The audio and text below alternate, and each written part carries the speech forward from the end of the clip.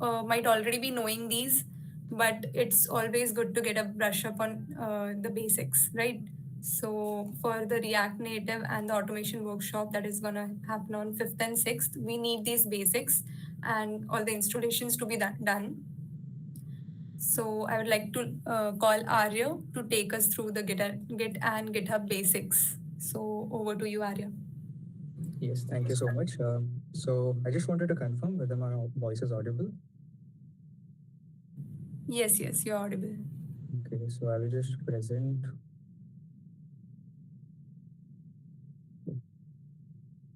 So you're able to see my screen, right? Yeah. Okay. So good morning, everyone. My name is Arya Dharmadhikari. I'm the assistant technical head at of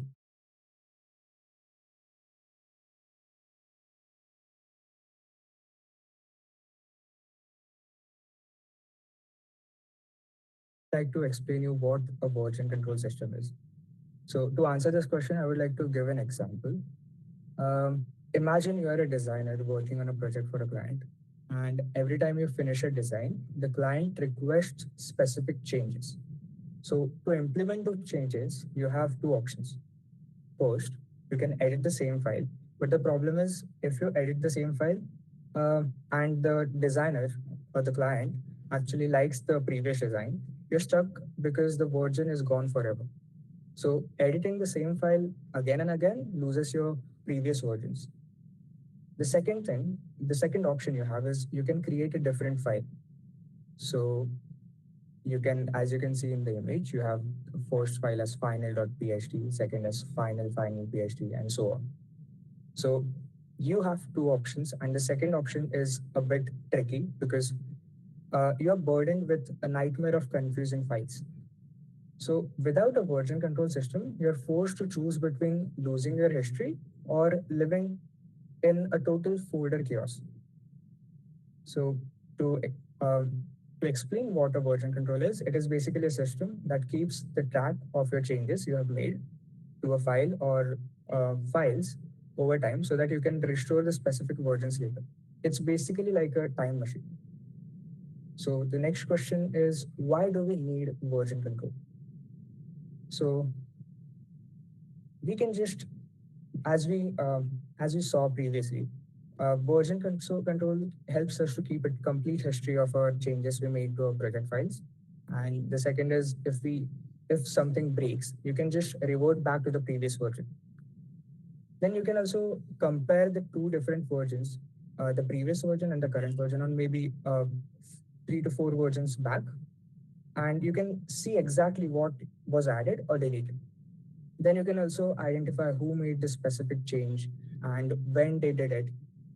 All these things are logged into the version control system.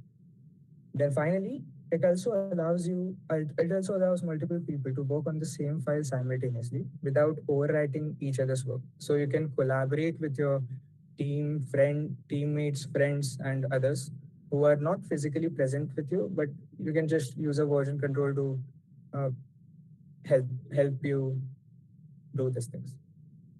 Then before we go ahead, I would also like to demonstrate an example of version control. So I don't know how many of you have used it, but even Google Slides has a version control system. So for example, if I delete this slide, I can just restore it through undo command, Control Z. But if I delete it and if I refresh, then that slide is gone because I'm currently pressing Control Z, but that file is not getting restored, right? So I have option because Git, a Google slide has a version control embedded in itself. So you can see the version history. I will go to the previous version. I can see the slide which I deleted previously, right? So this was the same file. I will just restore this version and boom, it's back. So I will then continue with the slides. Then, okay, so the origin of Git. I will tell you the story of Git's origin. So it begins in 2005. The Linux kernel was already exploding in popularity, and it had reached a point where thousands of developers around the world were trying to contribute simultaneously. and the project was moving at an incredible pace. At that time, they were using a tool called as BitKeeper. You saw the image of BitKeeper, the first blue one. So they were using BitKeeper as their version control system. So everything was running smoothly until BitKeeper decided to revoke their free use license. So this created a problem because Linux community was huge, and because no other existing tool could handle this kind or scale of at which they were working, they had to create their own alternative. So the founder, which you can see here, the one with the thumbs up, his Linus Torvalds, he decided to create his own system from scratch, and he did it in just 10 days. That's crazy, right? And that's how Git was born. So before we go into the Git commands, I would like to show you some basic CLI commands, which are command line interface, or also known as terminal. So I will just move on to the terminal. And so we have four commands listed here: pwd, ls, cd, then the folder name, and cd dot dot. So the pwd is the print working directory. It prints the directory which you are currently in. It's quite self-explanatory. Then the list, or ls, it lists the subdirectories in your current directory. So let's move on and try it out. So if I do pwd, it should print the path of the current directory from the home. So you can see Ajay, users. your presentation is visible. Okay. Your terminal is not Right, visible. right, right. Just a second.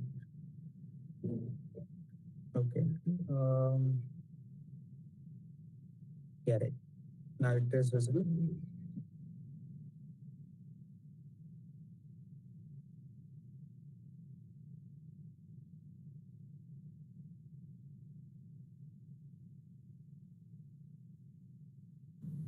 All clear. All right. So I will just reiterate over it again. So the command line interface has few commands, and we just need to know just four of them right now. So as I stated, pwd is one of the commands. You can see my terminal, right? Yes, yes. Arya Dharmati. Yeah. So I will just write the pwd command. And after I wrote this command, you can see I got something as users slash Arya Dharmadhikari. So this is the path of my current directory. My current directory is Arya Dharmadhikari, and it gave me the path of my current directory from the home directory. So the home directory is the directory for every user. So if I had multiple users on this account, just like when you have multiple profiles on Windows, so every user will have a separate profile. I also have another thing called as the root directory, which is the topmost directory um, in my whole Linux system or Windows system. So the first command pwd, we worked it. The second command list. So if I do ls, it should list all the commands or all the directories which are in Arya Dharmadhikari. So let's just run it. Oh, boom! I got so many folders right now. So I can also do another thing, which is called as CD. I can go into documents and I will hit enter. I am inside the document folder. You can just see a new addition has been added over here. If I do ls, I should see the directories inside documents. So I have so many folders again. All this folder belong to the documents directory. I will go a step back. So cd dot dot, it brings me a step back. Now, if I do ls again, it should print me the same directories which are in my home directory. So you can also see a tilde symbol, right? So tilde basically represents your home directory. And we are done with the CLI commands. Does anyone have any doubt? Okay. I will just move ahead then. Guys, you might be wondering why are we learning these CLI commands. So these are important because when we start working on our project, we have to like go to the folder in which our app is gonna build. So this is very important to try, and you all should try it once whenever you get time. So don't forget to try this.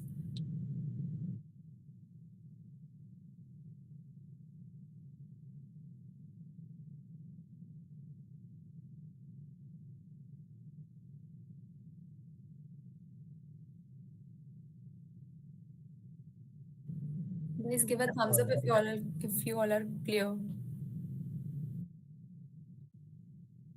All right, so let's move on. We have the four stages of Git workflow. So we are now entering the Git interface. So the four stages of the Git workflow. So the basic terminologies of Git are, here are four things which will be used on the next slide. So I just want you to read these things. So what is a working directory, a staging area, all these things. I will just wait here for 30 seconds and I will move on.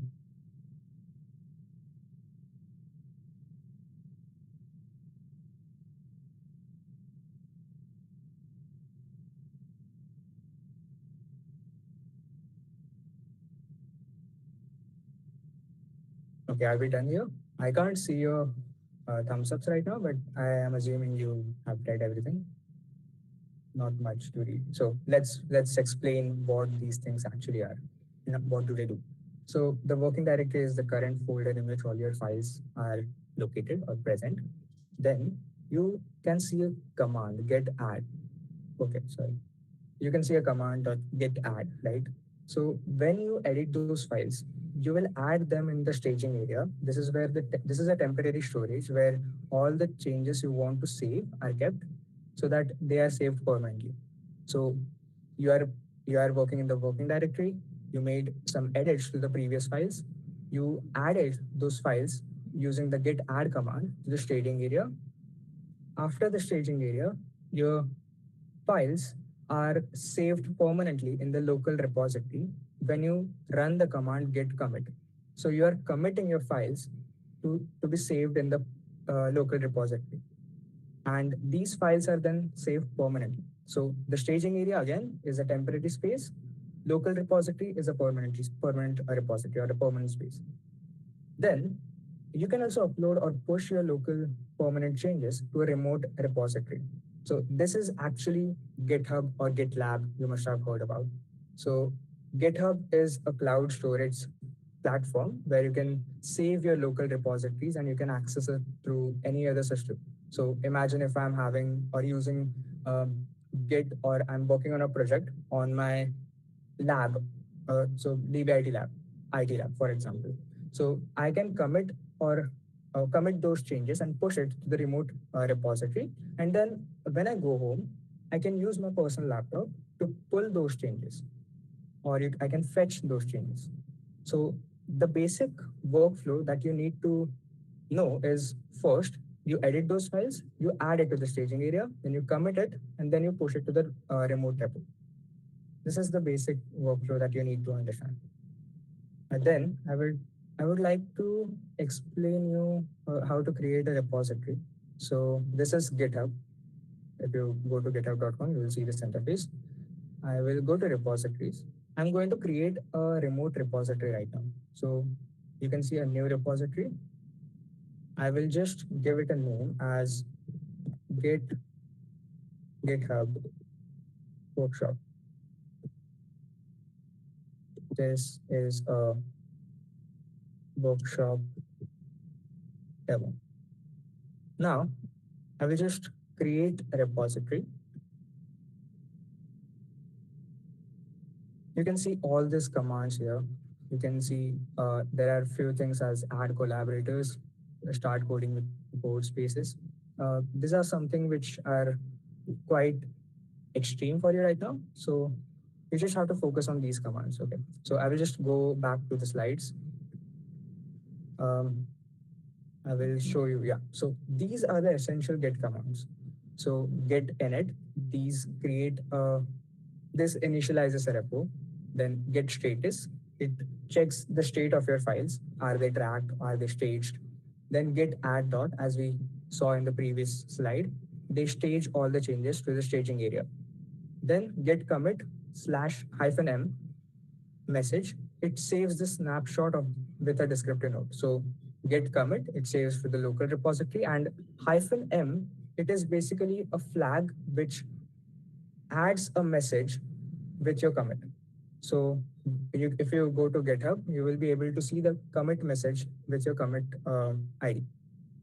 Then git push, send your local timeline to GitHub. We saw all these commands in the previous slide. So let's try this.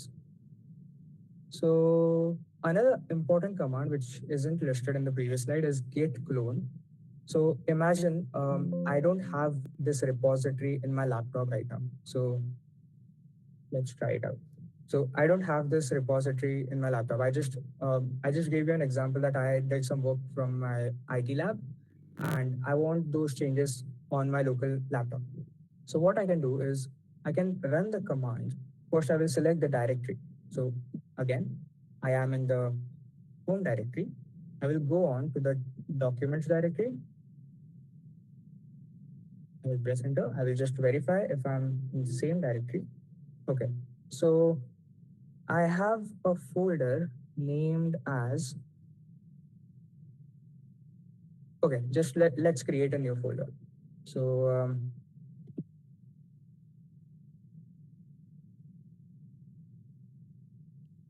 okay, so you can see a new folder named as Git Workshop has been created. I will just cd into that Git Workshop folder. Now I can see the folder name. What I will do is I will clone the repository which I just created on GitHub. Now how to do so? So you just need to copy the URL, and then you just need to write the command git clone, and then you have to just hit enter. Okay, so there is a warning, cloning into Git Workshop, warning, you appear to have cloned an empty repository. That's actually true because I don't have any files currently in my repository, right? So I'm able to clone the repository. Now the next step is I'm going to add a file. So let's see, I'm in this directory. I'm going to create a file. So there are two commands. The first command which I used previously was mkdir, which is for make directory. And the second command I'm using is to make a file, which is touch. So let's create a file. Wait a second. I will just show you how to do it through a UI. Okay. So wait a second.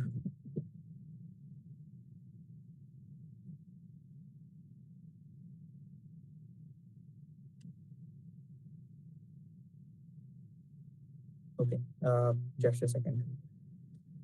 Let's do one thing. Let's write a README file. Let's create a README file.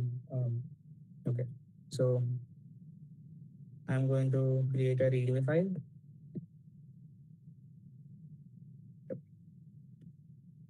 So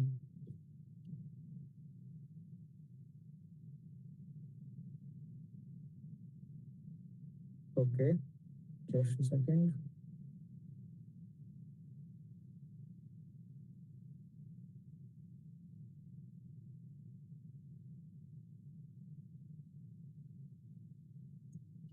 I'm going to type hello.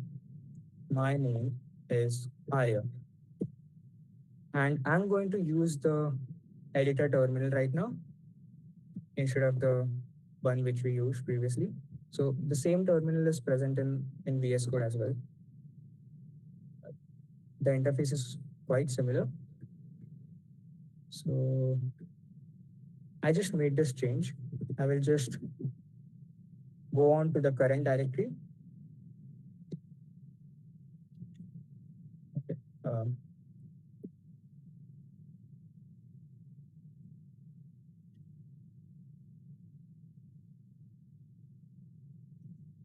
Okay, you can see that I have a readme.md file, but the problem is I have this GitHub Workshop folder, and my file is present just adjacent to it.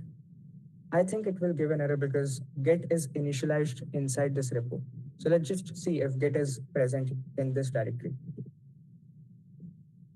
Okay, so get is present, but if I do get status, wait a second.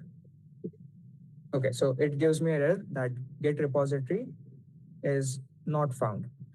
So I will just cd into the git GitHub workshop. Um, so G should be capital. Okay. Now the file is empty. I will just add that README file inside that file.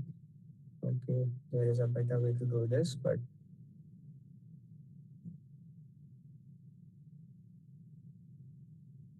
okay, just a second.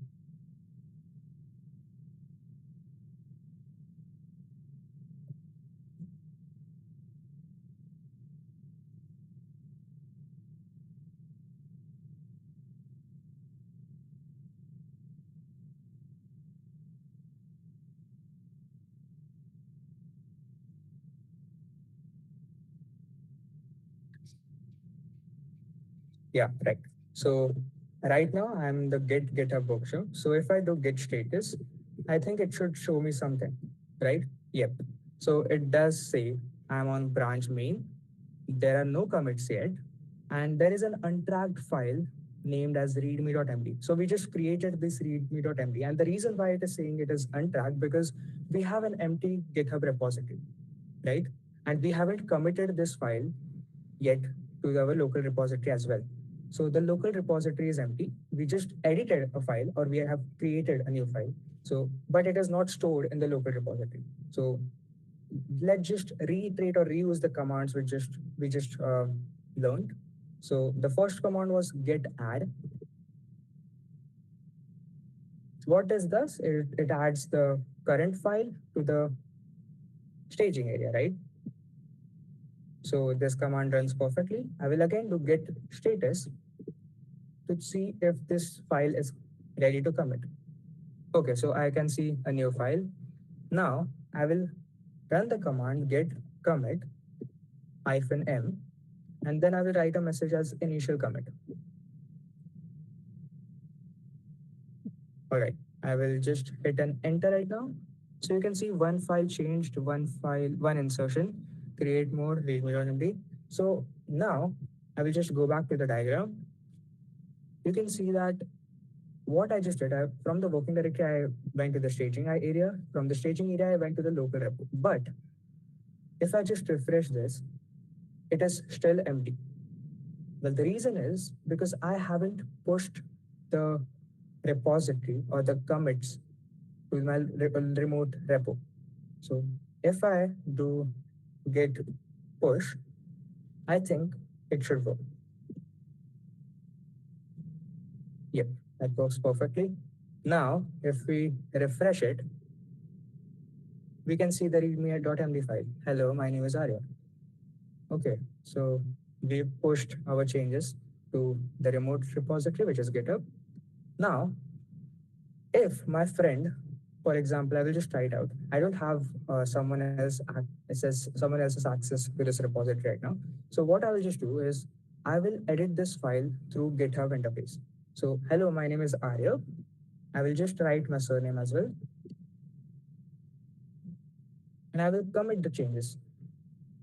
Okay, so it will give a random commit message. I will just accept it. Okay. So what I just did right now was instead of using Git, I just committed the changes using GitHub as well. So GitHub provides you this opportunity or accessibility that you can commit the changes through GitHub as well. You can edit those files. So now you can see that my name is Arya. Hello, my name is Arya has been updated here. But if I go here and if I see it is not the same file that I had in my remote repository. So the reason is because I didn't pull the file.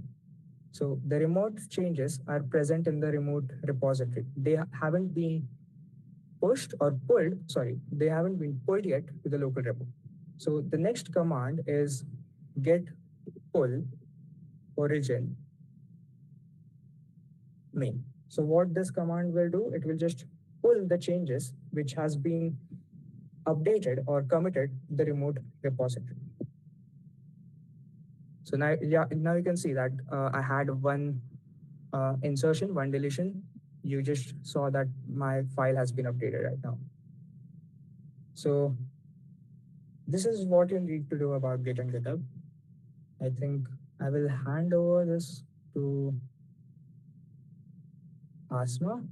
And before she leads her session, I would like to ask whether you have any questions.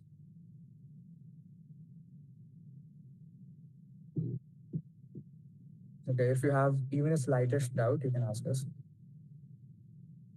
Okay, so an additional thing, the file that Arya created, that was readme.md file. MD is a markdown file which allows you to write. It's not a code file. You can write anything in it about the repo, like whatever the project you are building. You can write about it. It's like a document file of your project. So this is very helpful for any GitHub repository to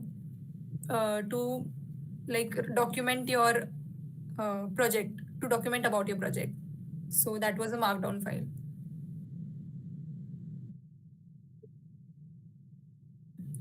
Okay, so if nobody has doubts, so we can hand over to Asma for HTML, CSS, and JavaScript basics. Just give a thumbs Thank up. you so much. Hello. Everyone is clear. Yes, Asma, you are audible. Okay.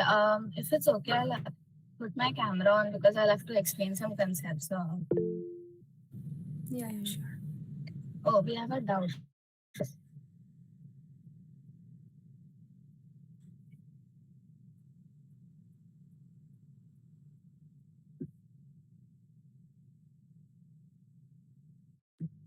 Yes. So what get fetch does is it we can use it, but the main purpose of get fetch is so that we can fetch someone else's branch as well. So right now I didn't go into the branches stuff.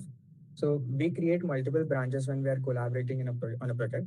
So for example, we currently had the main branch, but if I am collaborating on a larger scale, I will use separate branches.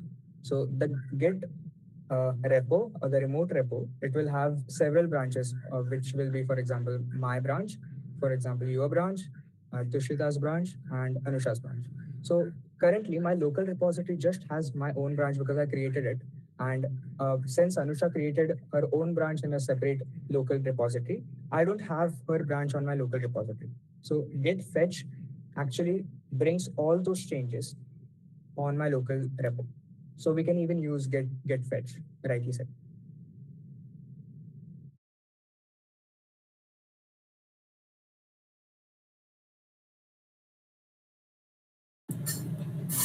Okay. Anyone else has any doubts? So get.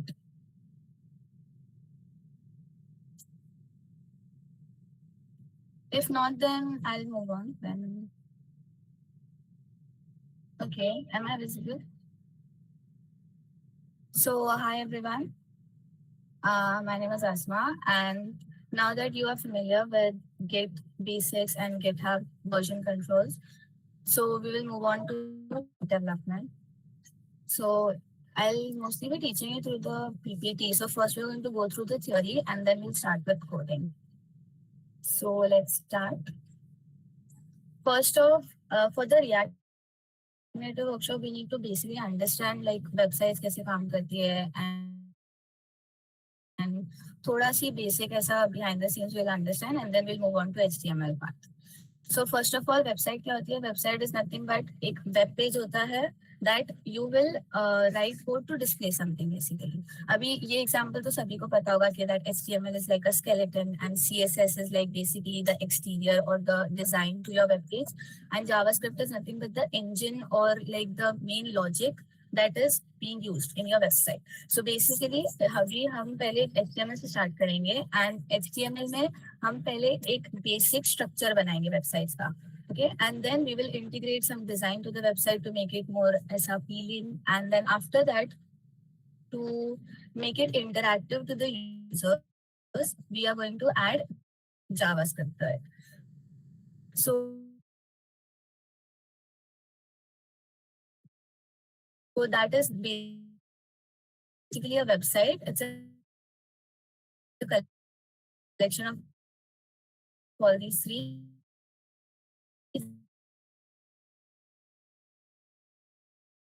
That is your front end.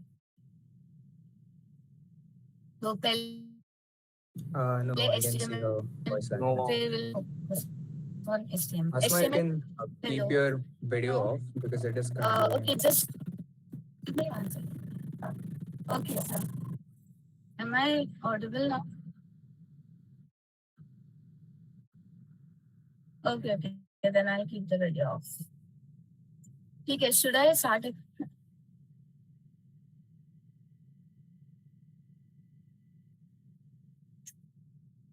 Okay, just 1 minute. I'll start presenting.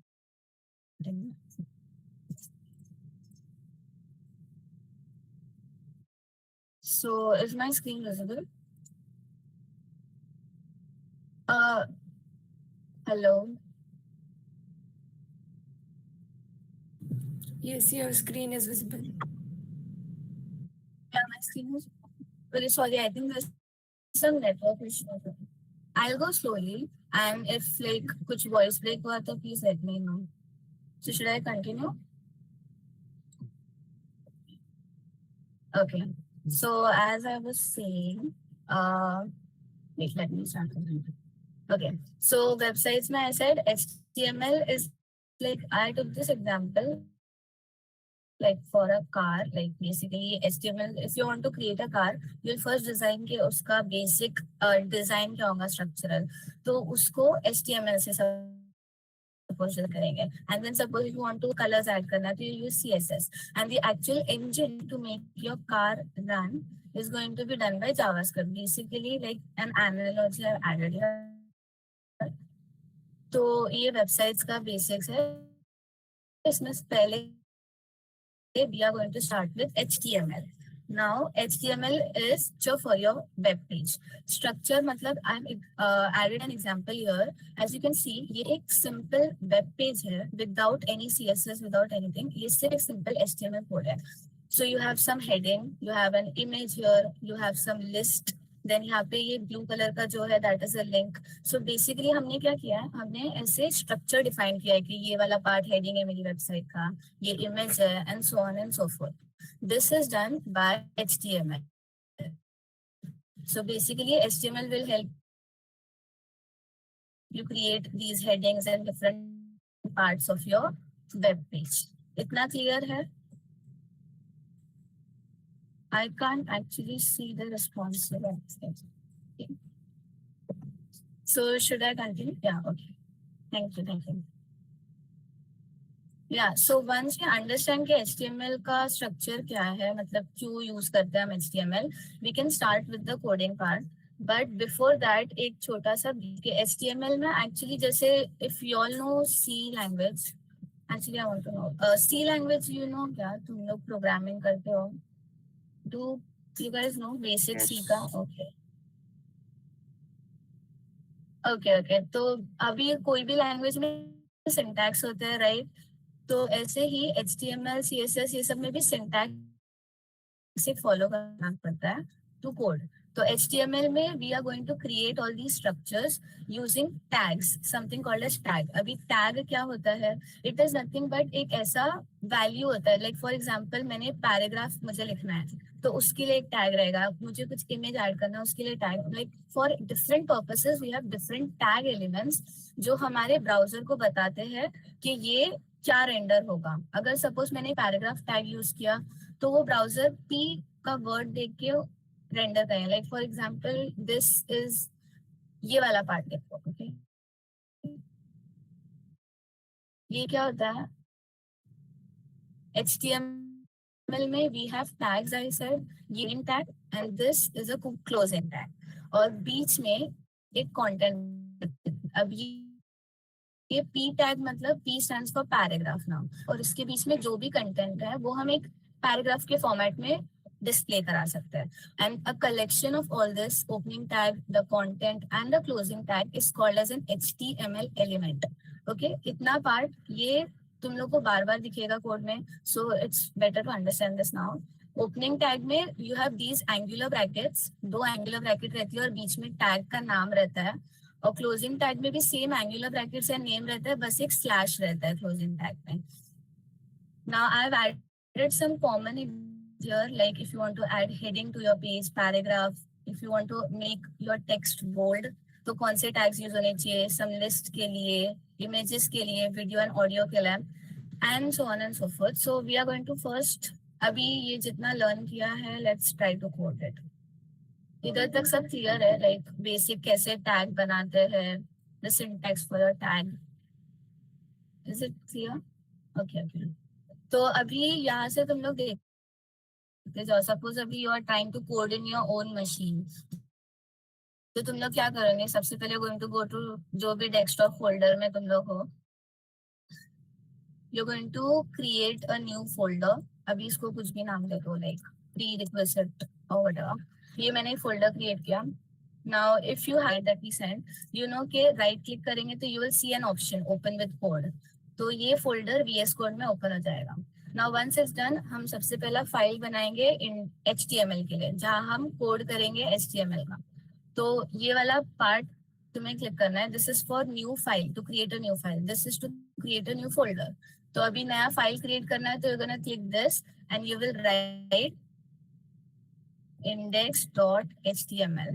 Exactly यही ही लिखना है तुम्हें, like कुछ भी capital letter या कुछ भी डॉट इधर उधर नहीं करना है. एग्जैक्ट index.html ही लिखना है. Now why this is because जब हम कोई भी वेबसाइट को सर्च करते हैं गूगल पे, तो बेसिकली क्या होता है कि जो सर्च इंजन है ना, वो उस वेबसाइट के कोड में जाता है और कोड में से सबसे पहला फाइल index.html को भी ढूंढता है वो. तो index.html is like an entry point two your website.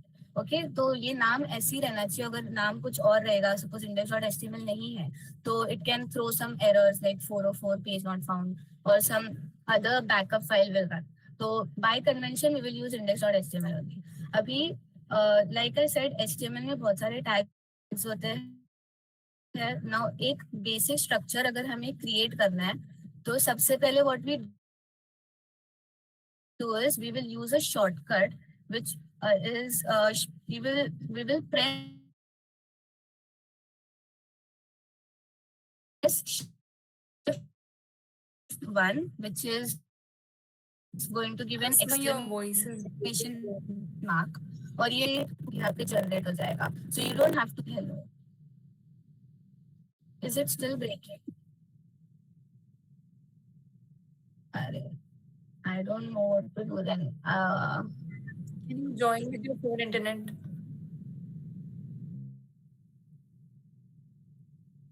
Should I join with my phone then? I'll share my screen through laptop and I'll join with my phone. Is that just give me? Okay, should I show the VS Code interface meanwhile? Yeah.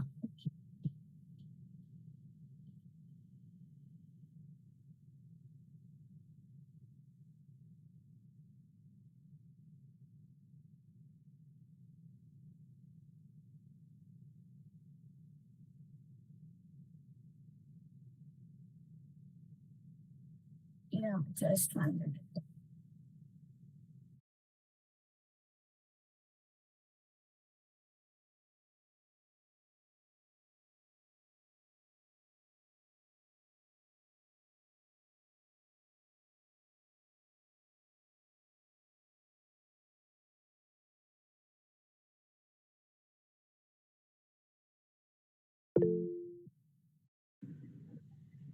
Okay, hello.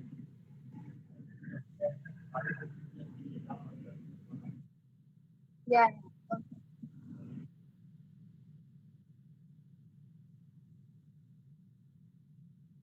Okay.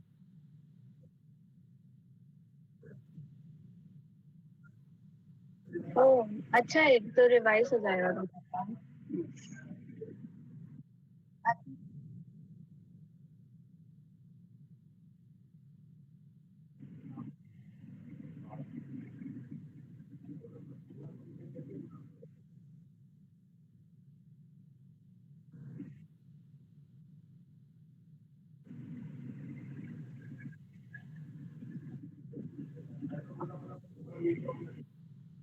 Okay, am I like okay?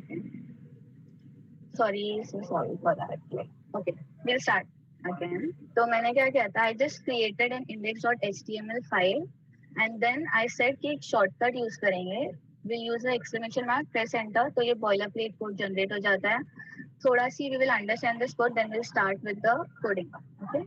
तो पहला line क्या है? Basically doctype.html मतलब हमें बता रहा है कि ये document is of type HTML so that the browser can properly read the other tags inside this. Now, अभी HTML में बहुत सारे tags होते हैं. The first tag that you are going to see is this HTML tag. ये क्या होता है? ये एक root tag है. मतलब this is like your base tag और इसके अंदर जितने भी sub tags होंगे, जैसे ये head tag है और ये body tag है, ये सारा इस root HTML वाले tag के अंदर होगा. Okay, and the language is specified English. फिर जो हेड वाला टैग है इसमें थोड़ा मेटा डेटा रहता है like the information that is going to help the browser build your website. जैसे यहाँ पे कुछ कैरेक्टर्स यूज करना होता है उसके लिए एक मेटा टैग है. यहाँ पे एक मेटा टैग है to show the resolution of viewport, मतलब व्यू पोर्ट का रेजोल्यूशन प्रॉपरली होना चाहिए based on different device sizes. तो ये थोड़ा मेटा डेटा है, इसके बारे में इतना इम्पोर्टेंट नहीं है जानना. The other part is this title का पार्ट. ये टाइटल मतलब जो तुम्हारा वेबसाइट का नाम है वो बेसिकली तुम्हें टैब पे दिखाई देगा विजिबल. तो if I press here go live तो यू कैन सी कि जो वेबसाइट है वो रेंडर हो जाएगा. अभी मैंने कुछ कोड में लिखा है तो यहाँ पे कुछ दिखाएगा नहीं. And we are inside the index.html file. Okay, तो if I want to change the name of my website right now यहाँ पे डॉक्यूमेंट लिखा है ना, तो if I want to change it to something else I can change it through this title वाला tag like something my website. Okay, so now you can see यहाँ पे ऊपर माय वेबसाइट लिख के आएगा. ये सब इंफॉर्मेशन हेड टैग में रहती है और इसके अंदर जो भी कोड रहता है वो वेब पेज पे डिस्प्ले नहीं होगा. जो वेब पेज में एक्चुअली डिस्प्ले होगा वो बॉडी टैग के अंदर आता है. तो let's just write a simple hello world and see if it's going to show.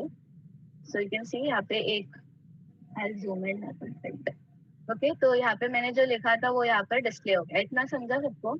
Basically body tag के अंदर ही हम सारा कोड लिखेंगे जो हमें वेबसाइट पे डिस्प्ले कराना है.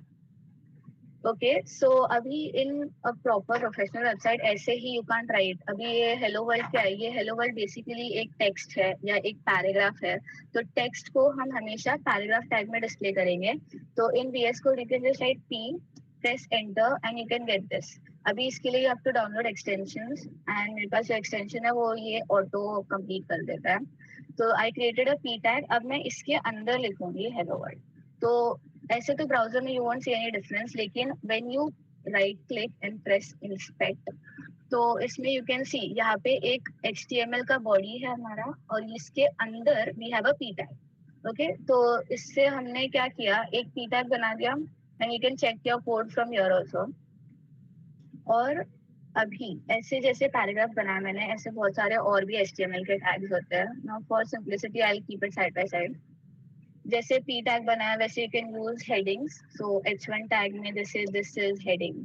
तो बेस्ड ऑन द टैग का नाम the browser is going to change the way it displays the content inside it. जैसे पैराग्राफ है तो थोड़ा ऐसा बोल्ड नहीं है और ऐसा फॉन्ट साइज कम है उसका. और H1 टैग हेडिंग है तो it is by default going to show थोड़ा बोल्ड एंड फॉन्ट साइज ज्यादा. ऐसे H1 से लेके you have till H6 tags. You can test it out for yourself. If you write H2 में तो H2 थोड़ा छोटा हो जाएगा उसका font size. तो basically ऐसे decreasing way में होता है इसमें. You can have headings, then you can have suppose एक most important part that you're going to do एक website में you can have links in your website. मतलब अगर मैंने एक कुछ click किया तो it's going to redirect me to some other page. तो वो link के लिए हम कौन सा tag use करते हैं? तो anchor tag, meaning ये वाला tag. Okay, so A means anchor, मतलब हम अपना एक लिंक को एंकर कर रहे हैं टू अनदर पेज. अभी ये एंकर टैग के अंदर ये ओपनिंग टैग है एंकर का और ये क्लोजिंग टैग है. इसके बीच में we are going to write some content like click me. तो ये इधर पे डिस्प्ले हो जाएगा.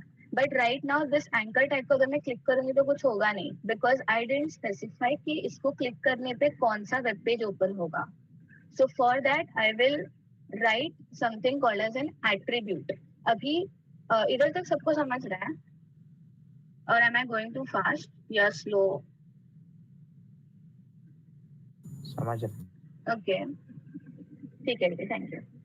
सो अभी तक क्या देखा हमने कि HTML में वी हैव टैग्स, ये ओपनिंग है और ये क्लोजिंग टैग है, but you can pass something called as an attribute to your tags. अभी सी प्रोग्रामिंग्स में या दूसरे प्रोग्रामिंग लैंग्वेजेस में क्या होता है, फंक्शंस में we can pass some arguments, तो उससे हम और इंफॉर्मेशन दे सकते हैं अपने फंक्शन को, अपने डेटा के बारे में. वैसे ही हम टैग्स में भी और एडिशनल इंफॉर्मेशन दे सकते हैं by passing something called attribute. अब एट्रीब्यूट्स में क्या होता है, दो पार्ट होते हैं. एक एट्रीब्यूट का नाम होता है और उसकी वैल्यू होती है. Now for anchor tags we have an attribute called href. Okay, तो मैंने href लिख के एंटर प्रेस किया तो ये बाय डिफॉल्ट ऐसे लिख के आ गया है. So this is called as an attribute. मतलब अब ये एंकर टैग में हम एडिशनल इंफॉर्मेशन पास कर रहे हैं और क्या वैल्यू है वो हम इस डबल इन्वर्टेड कॉमा में लिखेंगे. Like for example if I want, अगर अभी मैं क्लिक करूंगी तो कुछ होगा नहीं because I didn't pass any link या कुछ पाथ नहीं पास किया है for this anchor tag to redirect me somewhere. So for that reason I am going to write something like, अभी कुछ भी लिख सकते हैं, like suppose I write google.com. Okay, ऐसे कोई भी लिंक या कोई भी पेज को हम इधर पे एंकर कर सकते हैं, कनेक्ट कर सकते हैं. तो अभी अगर मैं क्लिक करूंगी तो it's going to open that particular website for me. Okay, तो ये एंकर टैग का काम हो गया. Now similar to anchor tag, एक image tag है img and you can just write image, press enter. तो इससे क्या होगा, अभी एज द नेम सजेस्ट एक इमेज ऐड कर सकते हैं. सिमिलर टू एंकर टैग यहाँ पे भी एट्रीब्यूट्स होते हैं, जैसे src है और alt एट्रीब्यूट है. src मतलब सोर्स, जो इमेज कहाँ से उसको ब्राउजर को लेना है वो यहाँ पर डबल इन्वर्टेड कॉमास में we are going to put. And alt मतलब क्या, अगर ये image for some reason load नहीं होती है तो उस इमेज का डिस्क्रिप्शन लिख सकते हैं हम, डिस्क्रिप्शन ऑफ इमेज. ओके, तो अगर सपोज मैंने इमेज का कुछ डाल ही नहीं हो, लाइक क्या इमेज कहाँ से एक्सट्रैक्ट करना है ब्राउजर को, तो फॉर दैट रीजन यहाँ पे सिर्फ डिस्क्रिप्शन ऑफ इमेज दिखाएगा. अगर सपोज मैं एक इमेज डालती हूँ, लाइक एनी इमेज, कोई भी एक इमेज अगर डालना है, तो सपोज ये मैंने इधर से, you open the main image वाला part. Okay, and then you're going to right click the image and you'll see copy image address. Okay, so you will click on that copy image address और ये जो source वाला है उसके double inverted comma के बीच में you will paste it. So once you paste it, you will see कि वो image यहाँ पे render हो गई है. अब now you can see ये image बहुत बड़ी size की है, but क्यों, क्योंकि हमने कुछ styling apply नहीं किया. ये image as it is यहाँ पर डिस्प्ले हो जाएगी. उसको स्टाइलिंग करने के लिए we are going to use CSS later on. तो ये सब बेसिक टैग्स है. We have all these tags. Additionally मैंने यहाँ पर और भी टैग्स बताया है, जैसे देयर कुड बी लिस्ट वाले टैग्स यूज कर सकते हो तुम लोग. Then we covered all these different tags, but अभी so far since the workshop का टाइम कंस्ट्रेंट है तो I won't cover all of them. If you want you can go to the this MDN HTML document और यहाँ पे तुम्हें सारे attributes मिल जाएंगे, like whatever you want. Suppose मुझे एक वीडियो डालना है अपने वेब पेज पे, तो I just go to this page and I am going to search कि ऐसा वीडियो, तो इट विल शो मी कि ऐसा कुछ वीडियो टैग है. You can click on this and you will get all the additional information for this. तो यहाँ से you can copy the code, you can understand it. ऐसे you can explore the different tags in HTML by yourself.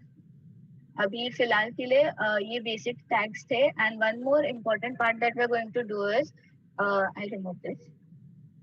Now we are going to start with div tag. इधर तक का सबका clear है? कोई टैग में डाउट है क्या इसमें अभी तक इन दिस कोड?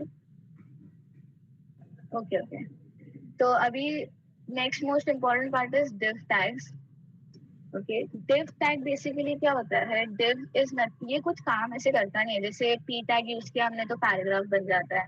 जैसे image टैग यूज किया तो it is going to be used for images. But div tag का ऐसे इन सच कुछ पर्पस नहीं है. But the most important part is कि ये हमें डिविजन करता है हमारे पेजेस को. तो बेसिकली हर वेबसाइट में सारे डिविजन होते हैं, पार्ट्स होते हैं हर वेब पेज के.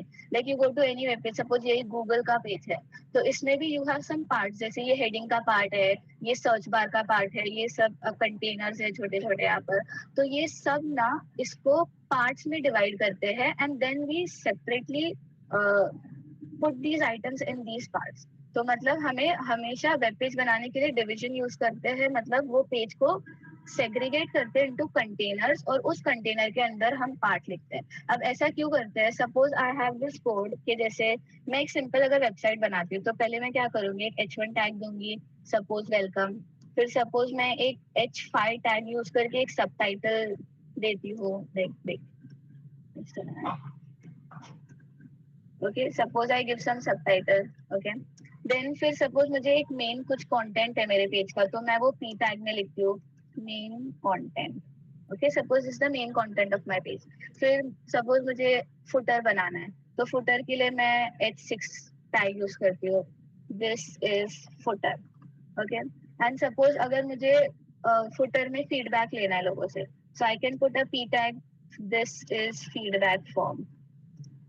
ओके, अभी फिर सपोज फीडबैक फॉर्म सबमिट करने के बाद I want to add a button जिसमें क्लिक करेंगे तो वो फॉर्म सबमिट हो जाएगा. अभी मैंने ये क्यों लिखा, बिकॉज सी अभी ये कोड कोई भी देखेगा तो इट इज वेरी अनएम्बिगुअस ना, कि ये पार्ट क्या करता है या इस पार्ट का क्या काम है. So in order to give more structure to our code, हम क्या करेंगे, वी नो कि ये वाला पार्ट हमारा हेडिंग का पार्ट है, तो instead of just writing it with the rest of the code, हम एक सेक्शन बनाएंगे यूजिंग div, और ये सेक्शन के अंदर हम अपना हेडिंग वाला पार्ट को इधर पे ऐड कर देंगे. ओके, एंड सपोज यही मेन कंटेंट है, तो मेन कंटेंट को भी हम एक अलग से डिवीजन बनाएंगे. ओके, और उसमें वो मेन कंटेंट को डाल सकते हैं. The footer part we can have another like div for it. तो अभी इससे क्या होता है, वेट. ओके, तो इससे क्या हुआ, you can now clearly understand कि ये डिवीजन एक है, यहाँ पे हेडिंग है, ये एक डिवीजन है, इसमें मेन कंटेंट है, ये एक डिवीजन है, ये फुटर वाला पार्ट है. नाउ सो फार तुम्हारा कोड वैसे ही दिखेगा यहाँ पर, you won't see any difference, but when you inspect it you can clearly see कि ये मेरा HTML का फाइल है. Okay, inside my head, inside my body you can have ये पूरा बॉडी पार्ट है, एंड देन उसमें ये एक div टैग है, फिर ये एक div टैग है, फिर ये एक div टैग है. ऐसे you can segregate your pages into sections, और फिर ये सेक्शंस को हम डिजाइन कर सकते हैं और यूज कर सकते हैं. तो div टैग का लाइक समझा तुमने, div टैग क्यों यूज करते हैं हम? मोस्टली कोड में हमेशा div टैग ही यूज करना पड़ता है, otherwise you can also have section tag use कर सकते हो, तो ये भी सेम ही फंक्शनैलिटी होता है almost. You can put this code here section tag में. Now what we are going to study is form. तो थोड़ा सी ही पार्ट विल टेक. फॉर्म क्या होता है? Okay, we are going to write form, press enter. तो ये मुझे कुछ जनरेट करके दे रहा है. सो फॉर नाउ ये एक्शन वाला part we are going to ignore. जो फॉर्म टैग है it's again similar to div tag, लेकिन अभी ये एडिशनल फंक्शनैलिटी ऐड करता है. फॉर्म हम क्यों यूज करते हैं? To collect user data basically. तो अगर वेबसाइट में हमें कुछ भी यूजर का डेटा, अभी हर वेबसाइट में व्हेनेवर यू लॉग इन, सबसे पहला पार्ट वो तुम्हें इंफॉर्मेशन ही मांगता है, like login information, like name, email, password, ये सब पूछता है ना.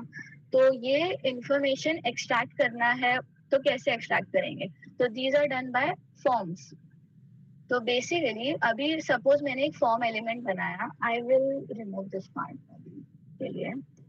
तो if I want to say collect user का नाम क्या है, तो मैंने एक फॉर्म एलिमेंट डिफाइन किया. अभी इसके अंदर आई विल हैव अ लेबल. जैसे नॉर्मल फॉर्म्स में भी लेबल्स होता है ना, जैसे मैं यहाँ लिख सकती हूँ enter your name.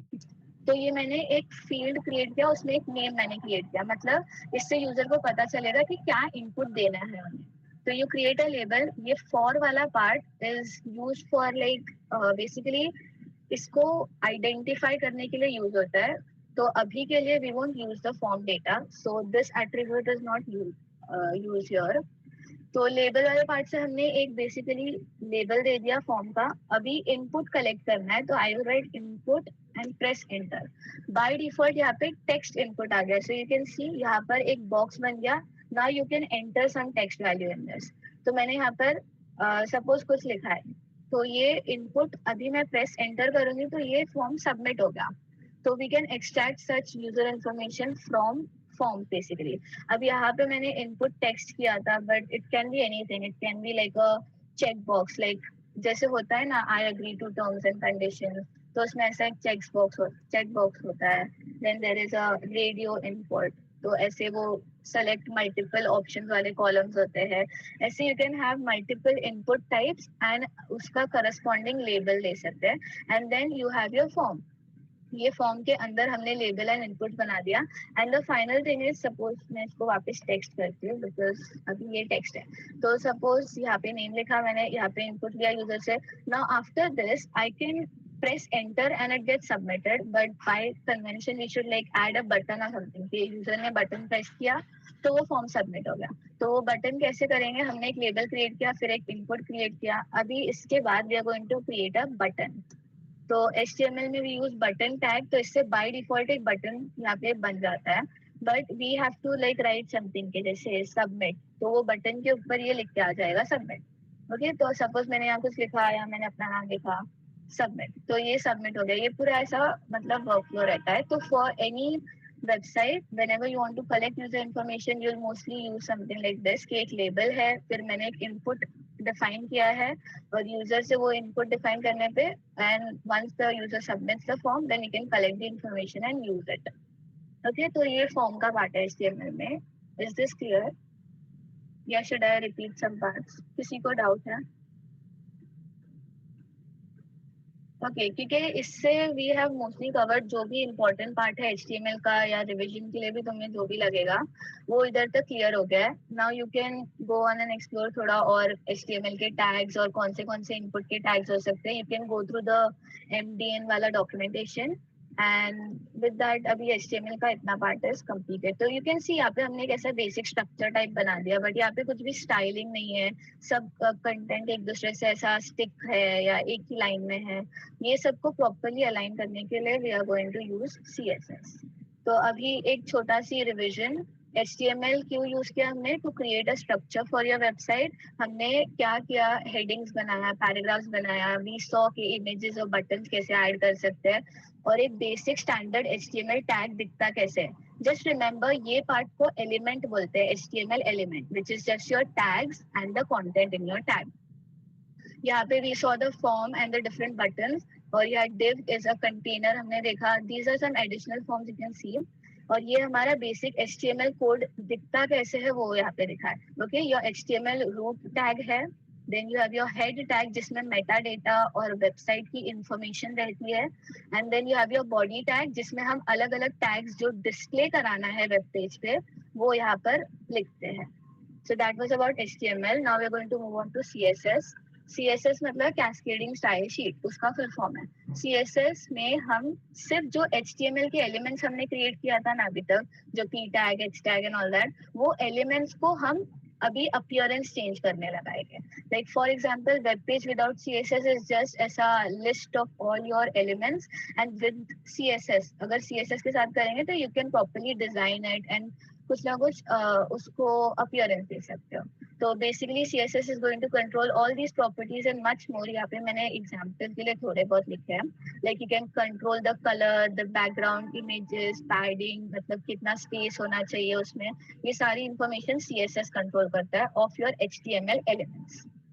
And similar to HTML, जैसे HTML में भी टैग्स होते हैं वैसे एक सिंटैक्स होता है HTML में ऐसा, वैसे CSS में भी you have to follow a syntax जिसमें एक पार्ट होता है selector, then you have your curly brackets, then you have property and value. अब ये क्या होता है? Selector is basically which element you will be using. अभी यहाँ पे HTML बहुत सारे एलिमेंट्स है ना, यहाँ पे ये इमेज है, यहाँ पे ये हेडिंग है, ये लिंक्स है यहाँ पर.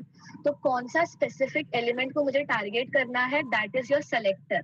तो सेलेक्टर वाला पार्ट पहले हम क्या स्पेसिफाई करेंगे कि मुझे ये वाले एलिमेंट को टारगेट करना है या इस एलिमेंट पे स्टाइल अप्लाई करना है. देन यू हैव प्रॉपर्टी, मतलब ये जो सिलेक्टर एलिमेंट है उसका कौन सा property you have to change. Like for example if the selector element is an image, तो इमेज की बहुत सारी प्रॉपर्टीज होती है जैसे विड्थ होती है, हाइट होती है, सम बैकग्राउंड होता है.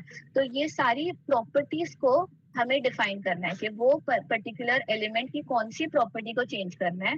And value is nothing but जो वैल्यू हमें चेंज करना है. लाइक फॉर एग्जांपल अगर टेक्स्ट है तो मैंने यहाँ लिखा P, ओके, एंड प्रॉपर्टी क्या होगा टेक्स्ट का, जैसे कलर, तो वो कलर मैंने चेंज कर दिया red. Now this we are going to see in detail जब मैं कोड करूंगी तो, but so far let's first code something. अभी पहले इतना समझा तुम्हें? लाइक CSS का बेसिक स्ट्रक्चर कैसा है, सेलेक्टर्स क्या होते हैं. सेलेक्टर्स बेसिकली हमें हेल्प करेंगे टू डिफाइन कौन सा एलिमेंट हमें सेलेक्ट करना है फ्रॉम HTML का फाइल. तो I just remove this part now. सबसे पहले बेसिक थोड़ा स्टाइलिंग का देखेंगे कि CSS लिखते कैसे है. Now this is my HTML file. अभी इसमें मेरे को क्या करना है, suppose I add a simple p tag, एक पैराग्राफ ऐड किया मैंने और यहाँ मैंने लिखा हेलो वर्ल्ड. ओके, तो ये यहाँ पर डिस्प्ले हो गया. Once this is displayed here, तो अभी मेरे को इसका कुछ प्रॉपर्टी चेंज करना है. सपोज ये एक टेक्स्ट है ना, तो टेक्स्ट की क्या क्या प्रॉपर्टीज हो सकती है, उसका फॉन्ट का साइज कितना है, वो उसमें कुछ डेकोरेशन है क्या, अंडरलाइन है, बोल्ड है, इटैलिक है, या उसका साइज क्या है टेक्स्ट का, ये सारी प्रॉपर्टीज है उसकी. तो सपोज मुझे एक प्रॉपर्टी चेंज करना है, ये टेक्स्ट का कलर. तो वो मैं कैसे करूंगी, दिस इज माई HTML जहाँ पे मैंने लिखा है हेलो वर्ल्ड, इसके करस्पॉन्डिंग ये p टैग है. ओके, तो ये वाला ओपनिंग टैग होता है और ये वाला closing tag. Now whenever we are going to write style for this element, तो मैं पहले एक इनलाइन स्टाइल्स करते हैं. इनलाइन स्टाइल्स मतलब कि जो टैग है उसी में ही हम स्टाइल को डिफाइन कर रहे हैं. तो सपोज ये मेरा टैग है, p टैग का ये ओपनिंग पार्ट है, तो ओपनिंग पार्ट में हम लोग एक एट्रीब्यूट पास करेंगे. एट्रीब्यूट्स हमेशा ये जो एंगुलर ब्रैकेट क्लोज होती है ना, उससे पहले हम लिखते हैं. तो यहाँ पे एक एट्रीब्यूट पास करेंगे कॉल्ड स्टाइल. तो ये एट्रीब्यूट क्या क्या, अभी हमने क्या किया कि ये p टैग ऐसी ही है, ये ओपनिंग वाला टैग है. ओपनिंग टैग में हमने एक एट्रीब्यूट पास किया स्टाइल. तो अब ये पर्टिकुलर कंटेंट पे स्टाइलिंग हम अप्लाई कर रहे हैं अभी. और कौन सी स्टाइलिंग अप्लाई कर रहे हैं, तो we are going to pass the property. So the property will be color, क्योंकि मुझे टेक्स्ट का कलर चेंज करना है. तो कलर प्रॉपर्टी यूज करके you can apply any color you want. Suppose ये देखा, तो यू कैन सी यहाँ पे ये रिफ्लेक्ट हो रहा है. तो मैंने ये पर्टिकुलर इसको टारगेट किया और यहाँ पे मैंने उसका स्टाइल्स चेंज किया. ये इसको बोलते हैं इनलाइन CSS, मतलब कि वही टैग के अंदर you are defining a style attribute, और वही एट्रीब्यूट में you are going to define the property that you want to change and give the value. ये पूरा सब कुछ एक ही टैग में कर रहे हैं, तो ये इनलाइन स्टाइल्स होता है. ओके, तो सपोज अगर मुझे एक और एक टैग बनाना है, लाइक एक और p tag something also hello. Okay, तो ये वाले p टैग में भी अगर मुझे इसका भी कुछ कलर यही रखना है, तो मैं वापस से ये कॉपी पेस्ट करूंगी और वापस से मुझे इधर पे लिखना पड़ेगा. ओके, तो ये क्या हुआ, ये वाला भी रिफ्लेक्ट हो गया यहाँ पर, पर्पल कलर ये भी रिफ्लेक्ट हो गया. But instead of having to repeatedly write this, हम लोग मोस्टली एक्सटर्नल CSS का यूज कर, हम लोग एक मिनट, this is internal CSS, sorry this is inline CSS. अभी हम लोग इंटरनल CSS कैसे करते हैं पहले वो देखते हैं.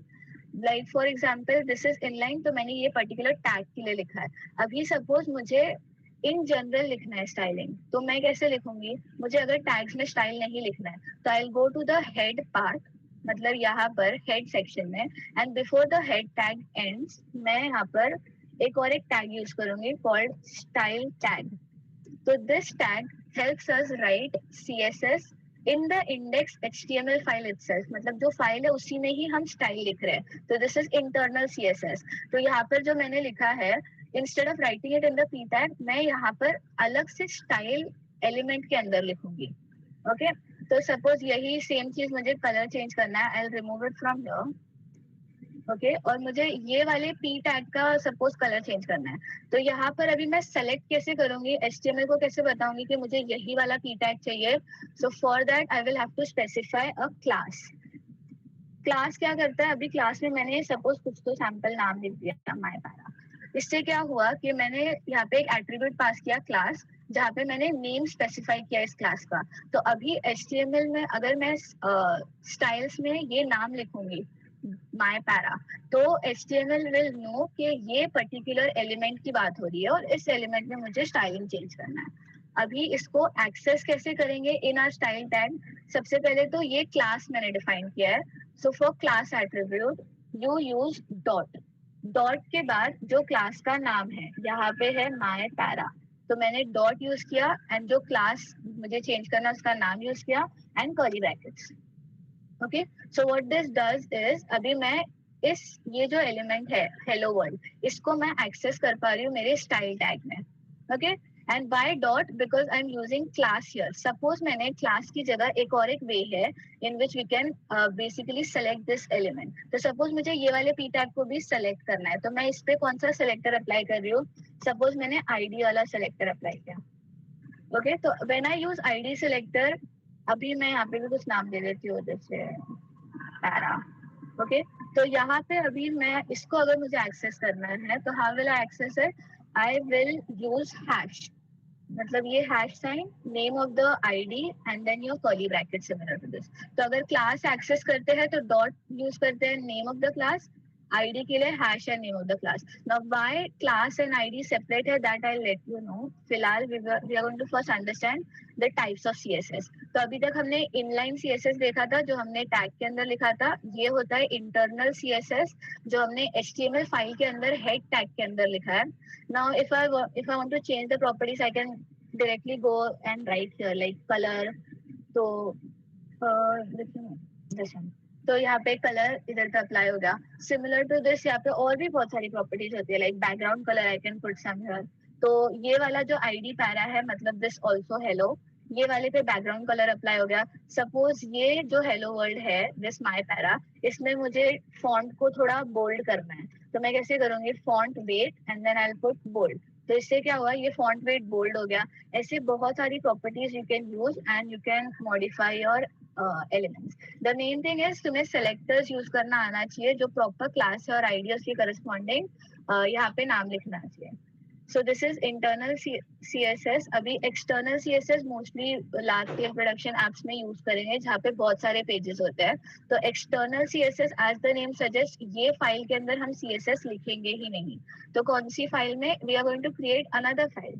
अब ये फाइल का नाम you can put anything like styles और index जो भी है. I'm writing style and then I'll have to specify .css. Okay. तो इससे मैंने एक CSS फाइल बना दिया और जो भी कोड मैंने यहाँ पर इंटरनल CSS के टैग में लिखा है वो पूरा कोड मैं कॉपी करूंगी as it is and I will paste it here. Okay, in the file. ये जो मैंने नया फाइल क्रिएट किया. Okay, so you can see यहाँ पे सेम वही चीज है बट यहाँ पे you don't have to use any tag. यहाँ पे directly you are going to use a selector. You will define the property you want to change and you will give the value जो change करना है. अभी ये वाला part you can remove from your since you created an external file. Now यहाँ पर CSS का design नहीं दिखेगा because we did not connect the two pages. ये फाइल अलग है और ये फाइल अलग है. We have to tell HTML के CSS फाइल कहाँ से उसे एक्सट्रैक्ट करना है. सो फॉर दैट रीजन हम हेड में जो स्टाइल टैग देते थे उसकी जगह instead we are going to link your CSS. Now you can see यहाँ पे सजेशंस आ रहा है. So I can select this one. तो इससे क्या हुआ? मैंने लिंक किया. यहाँ पे रेल मतलब वो स्टाइल शीट का रिलेशन है एंड href मतलब यहाँ पे मेरा एक्चुअल फाइल का नाम है. और this name should be exactly जो यहाँ पर लिखा है. यहाँ style.css है तो इधर पर भी style.css ही होना चाहिए. If the name is slightly different then it won't get anchored. इतना समझा? Internal, external and inline CSS. Okay, thank you ध्यान दे रहे हो. ओके, सो अभी ये तो बेसिक स्टाइलिंग हो गया. इसमें तुम लोग बहुत सारे टैग्स यूज कर सकते हो. यू कैन हैव सपोज मुझे लेटर स्पेसिंग देना है लाइक आई डू दिस. ये हेडिंग थोड़ा अच्छा लगता है इससे तो यू कैन सी थोड़ा लेटर्स के बीच में स्पेस हो गया. सपोज मैं चाहती हूँ कि ये जो हेलो है इसको मुझे अंडरलाइन करना है तो आई कैन डू ऐसा text decoration. You can see so many properties are here right. इसमें से तुम जो प्रॉपर्टी देखोगे तुम ट्राई कर सकते हो उसे कैसे अप्लाई करना है.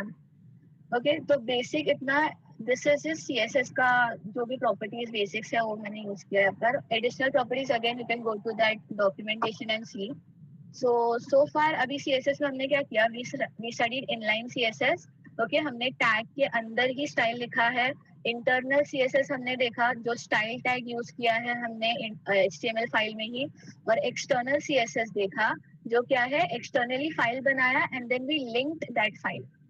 Now the most important part CSS में selectors का, like I said, अभी ये क्या है star is for universal selector, मतलब तुम्हारे HTML पेज में जितने भी एलिमेंट्स है वो सारे एलिमेंट्स पर इसके अंदर जो भी है ना कोड, वो सारी स्टाइलिंग उस पर अप्लाई हो जाएगा. Like you can see this example, यहाँ पे जितने भी ऑब्जेक्ट्स है अगर मैंने स्टार ऑपरेटर यूज किया है तो सबका कलर रेड हो जाएगा. So that is your universal operator. अभी डॉट मैंने कहा था क्लासेस के लिए यूज करते हैं. Suppose there are different classes like triangle, square and circle. तो मुझे स्पेसिफिक सर्कल क्लास को टारगेट करना है तो डॉट सर्कल मैंने लिखा है, तो उसका ही कलर चेंज होगा. एंड आईडी के लिए कैसा, अभी suppose this is the same class ना, ये ट्राइंगल सेम क्लास है, लेकिन मुझे सिर्फ पहले वाले ट्राइंगल को टारगेट करना है, तो उसके लिए मैं हैश या आईडी को यूज करूंगी, तो only that one will get affected. ऐसे यू कैन गो, ऐसा मल्टीपल भी हो सकता है. लाइक फॉर एग्जांपल एक स्क्वायर क्लास है और उस स्क्वायर में you have small square and big square, so you can use dot square for the square class and then dot big specify करने के लिए कि कौन सा स्पेसिफिक स्क्वायर को टारगेट करना है. Did you understand this selectors वाला part? Should I repeat anything? क्योंकि ये mostly काम आएगा अभी. Okay. So with that CSS का ये basic properties complete हो गया है, but the two most important part in CSS is box model and flex box. तो पहले बॉक्स मॉडल देखेंगे. नाउ द नेम माइट भी थोड़ा ऐसा स्कैरी, लेकिन इतना कुछ है नहीं इसमें. You just basically have to understand one fundamental thing is that कि कोई भी वेबसाइट है, सपोज ये वेबसाइट है, if I were to inspect this page, इसमें सारा जो भी कंटेंट है, सपोज ये गूगल हेडिंग है, ये भी एक स्क्वायर है, ये कंटेंट है, ये भी एक स्क्वायर है, ये माइक्रोफोन, ये भी स्क्वायर है, ये भी स्क्वायर है. यू कैन जस्ट चेक, यहाँ पे सब कुछ एक स्क्वायर या एक बॉक्स के टाइप पे है.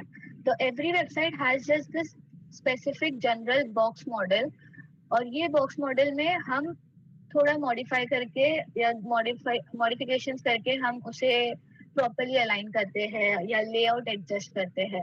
Now we will see this with the help of an example. Suppose same index file में I will remove this. Suppose यही hello world. Okay, now this hello world में पहले मैं थोड़ा बेसिक प्रॉपर्टीज दे देती हूँ इसको, सो that you will understand explanation के टाइम पे. तो मैंने कलर इसको ये दिया था, आई remove this part, let it be black. Background colour मैंने सपोज दिया है इसको ये वाला. font is bold, letter spacing I'll remove. Now also one more thing, एक थोड़ा सी important part, हर कोड की CSS फाइल में you will see universal selector, मैंने जो बताया था, तो this is how you write it, universal selector का star and then these curly brackets. अब मुझे इसके अंदर जो भी मैंने लिखा है वो पूरे पेज पे रिफ्लेक्ट होगा. लाइक फॉर एग्जांपल मैंने बैकग्राउंड कलर चेंज कर दिया टू समथिंग एल्स, तो ये वाला पार्ट पूरे पेज पे ही डिफाइन होगा. ओके, तो इसके लिए हमें सबसे पहले यहाँ पर अगर हम कुछ भी कोड लिखते हैं तो कैन यू सी यहाँ पर ऐसा एडिशनल स्पेस है बहुत.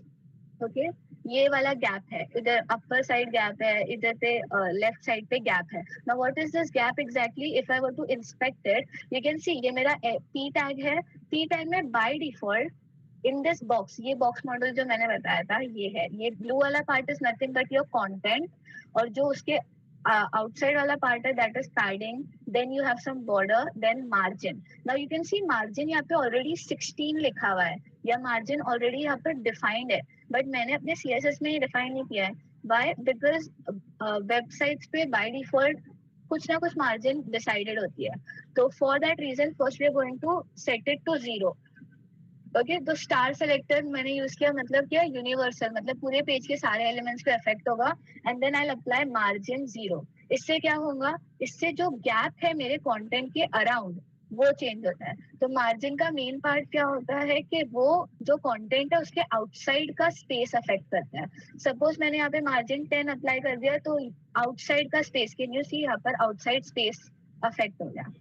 सो that is the purpose of margin. अभी सपोज इसमें मुझे मार्जिन अप्लाई करना है, तो first let's write some other properties as well. Like for example मुझे इसका कुछ विड्थ देना है, लाइक 100 पिक्सल. तो ये अभी कंटेनर का विड्थ मैंने थोड़ा छोटा कर दिया, otherwise it was taking the whole line. Now it's only taking जितना मैंने विड्थ डिफाइन किया 100 पिक्सल का. लेट्स से मैंने कुछ हाइट डिफाइन किया है, तो height will be suppose 50 pixel. So you can see यहाँ पे विड्थ और हाइट डिफाइंड हो गई है. अब ये माई पैरा क्या है, this is nothing but your content. ये जो ब्लू वाला पार्ट हाईलाइटेड हुआ है, this is your paragraph. Okay, या जो तुमने कंटेंट लिखा है. अब मुझे ये पैराग्राफ स्टिक हो रहा है यहाँ पर एज पर, and I don't want that, तो मैं उसके लिए क्या करूंगी, I will use padding. Padding क्या होता है, जो कंटेंट है उसके सराउंडिंग, बट वो बॉक्स के आउटसाइड का स्पेस अफेक्ट नहीं करता है. लाइक पैडिंग मैंने दिया यहाँ पे 10 पिक्सल, तो इससे क्या हुआ, यहाँ पर बॉक्स के आउटसाइड का जो स्पेस है वो अफेक्ट नहीं हुआ, वो बॉक्स के अंदर का स्पेस अफेक्ट किया. Like you can see now the blue part is your content and then you have some padding. ये ग्रीन कलर का जो है ये पैडिंग है, मतलब हमने कंटेंट के अराउंड स्पेस दे दिया. And then you don't have a border right now, और मार्जिन भी नहीं है. तो we are going to add this now. Let's say margin मैंने ऐड कर दिया some 10 pixel. So you can see now ये बॉक्स वैसा का वैसा ही है, बट बॉक्स के आउटसाइड का स्पेस 10 पिक्सल हो गया. यू कैन सी ये ऑरेंज पार्ट. सो ये 10 पिक्सल हमने ऐड कर दिया margin. Then another thing is border. Border क्या करता है, जो कंटेंट है और पैडिंग है उसके सराउंडिंग में स्पेस ऐड करता है. तो बॉर्डर में 3 प्रॉपर्टीज पास करते हैं हम. The size of the border which is let's say 2 pixel का साइज है बॉर्डर का, and the colour of the border which is से ब्लैक कलर का बॉर्डर है, and the type of border meaning suppose मुझे अभी सॉलिड बॉर्डर चाहिए. सो you can see ये 2 पिक्सल का ब्लैक कलर का सॉलिड बॉर्डर बन गया है. Now this property can be change. You can have anything like dashed border होता है, तो यू कैन सी ऐसे अलग अलग टाइप के बॉर्डर्स होते हैं, but for now we are going to use solid वाला पार्ट. सो इससे हमें एक सिंपल बॉक्स मॉडल क्रिएट हो गया. इसमें जो ब्लू वाला पार्ट है वो कंटेनर है हमारा जिसमें हमने कंटेंट लिखा है. उसके सराउंडिंग में वी एडेड 10 पिक्सल का पैडिंग, मीनिंग जो कंटेंट है उसके अराउंड में, बट बॉक्स के बाहर नहीं. ओके, सो ये पैडिंग है. Then we added a border black colour का 2 पिक्सल का. Then we have your margin जो ये कंटेनर के बाहर का स्पेस है. Now you can adjust it however you want. अभी बेसिकली सपोज मुझे पैडिंग मैंने 10 पिक्सल दिया. Now what is this 10 pixel, ये 10 pixel up down left right 4 direction में 10 पिक्सल ही रहेगा. But suppose you want up and down 10 pixel and left and right some 20 pixel, so you can do so. यहाँ पर ऐसे लिखते हैं. तो इससे क्या होगा, you can see this model here. ये blue color का content है and padding is now 10 pixel is up and down and 20 pixel is left and right. ऐसे third parameter you can add like 30 pixel.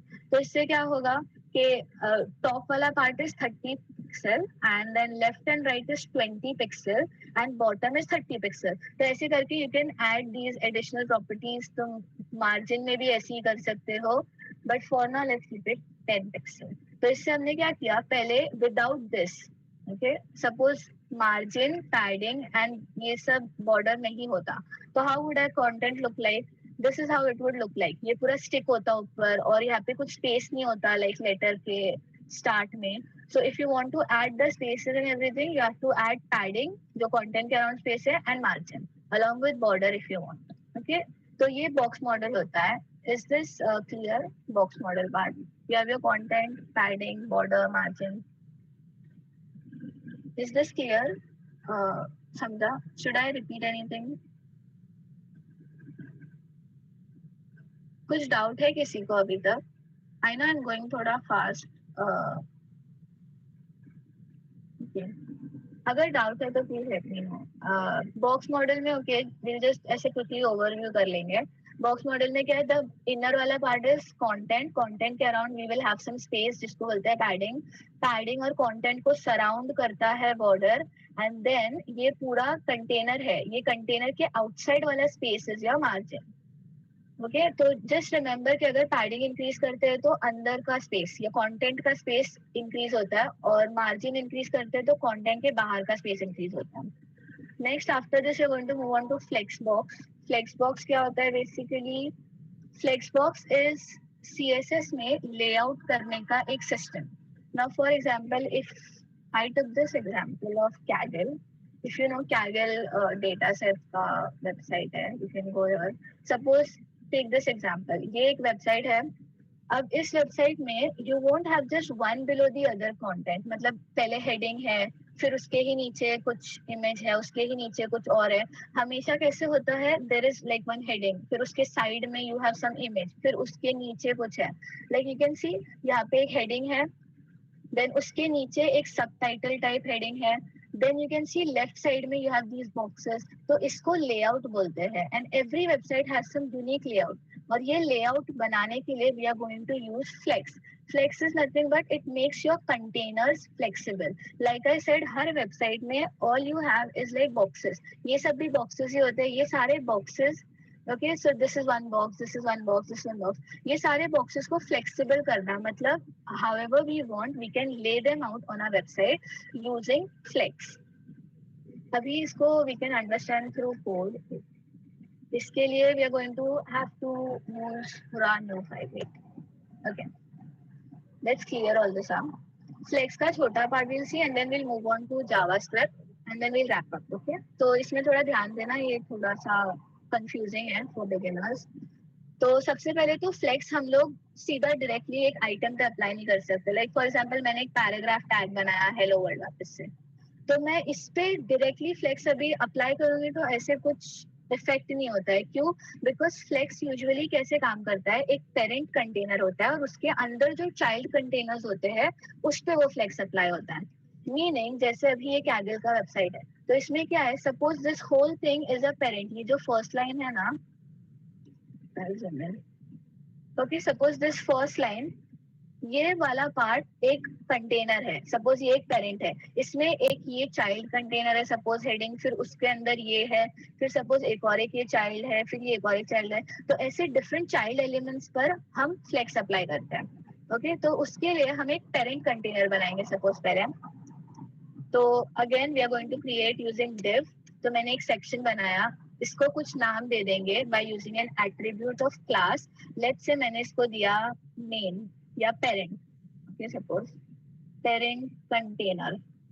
Okay, तो अब ये class parent container बन गया एक डिवीजन। अब इस div के अंदर हम चाइल्ड कंपोनेंट्स डिफाइन कर सकते हैं। Like for example there is also shortcut in VS Code। Meaning अगर तुमने डॉट लिखा और क्लास का नाम लिखा like child container and press enter, तो ये अपने आप एक div क्लास क्रिएट कर देता है and you can have some value in it like item1 suppose. तो मैंने क्या किया, मैंने एक पेरेंट कंटेनर बनाया, उसके अंदर मैंने एक चाइल्ड कंटेनर बना दिया। अभी सपोज ऐसे मैंने और 3-4 चाइल्ड कंटेनर बना दिया and I will just rename it to 2, 3 and 4। Okay, तो अभी यहाँ पे understand the structure. Main div है, ये बाहर वाला div है which is your parent container suppose, and then you have 4 child containers. अभी यहाँ पर देखेंगे तो यू वोंट ऐसे अंडरस्टैंड, यहाँ पे कुछ सेम ही दिख रहा है। Like if you right a p tag and write 4 items you see the same thing।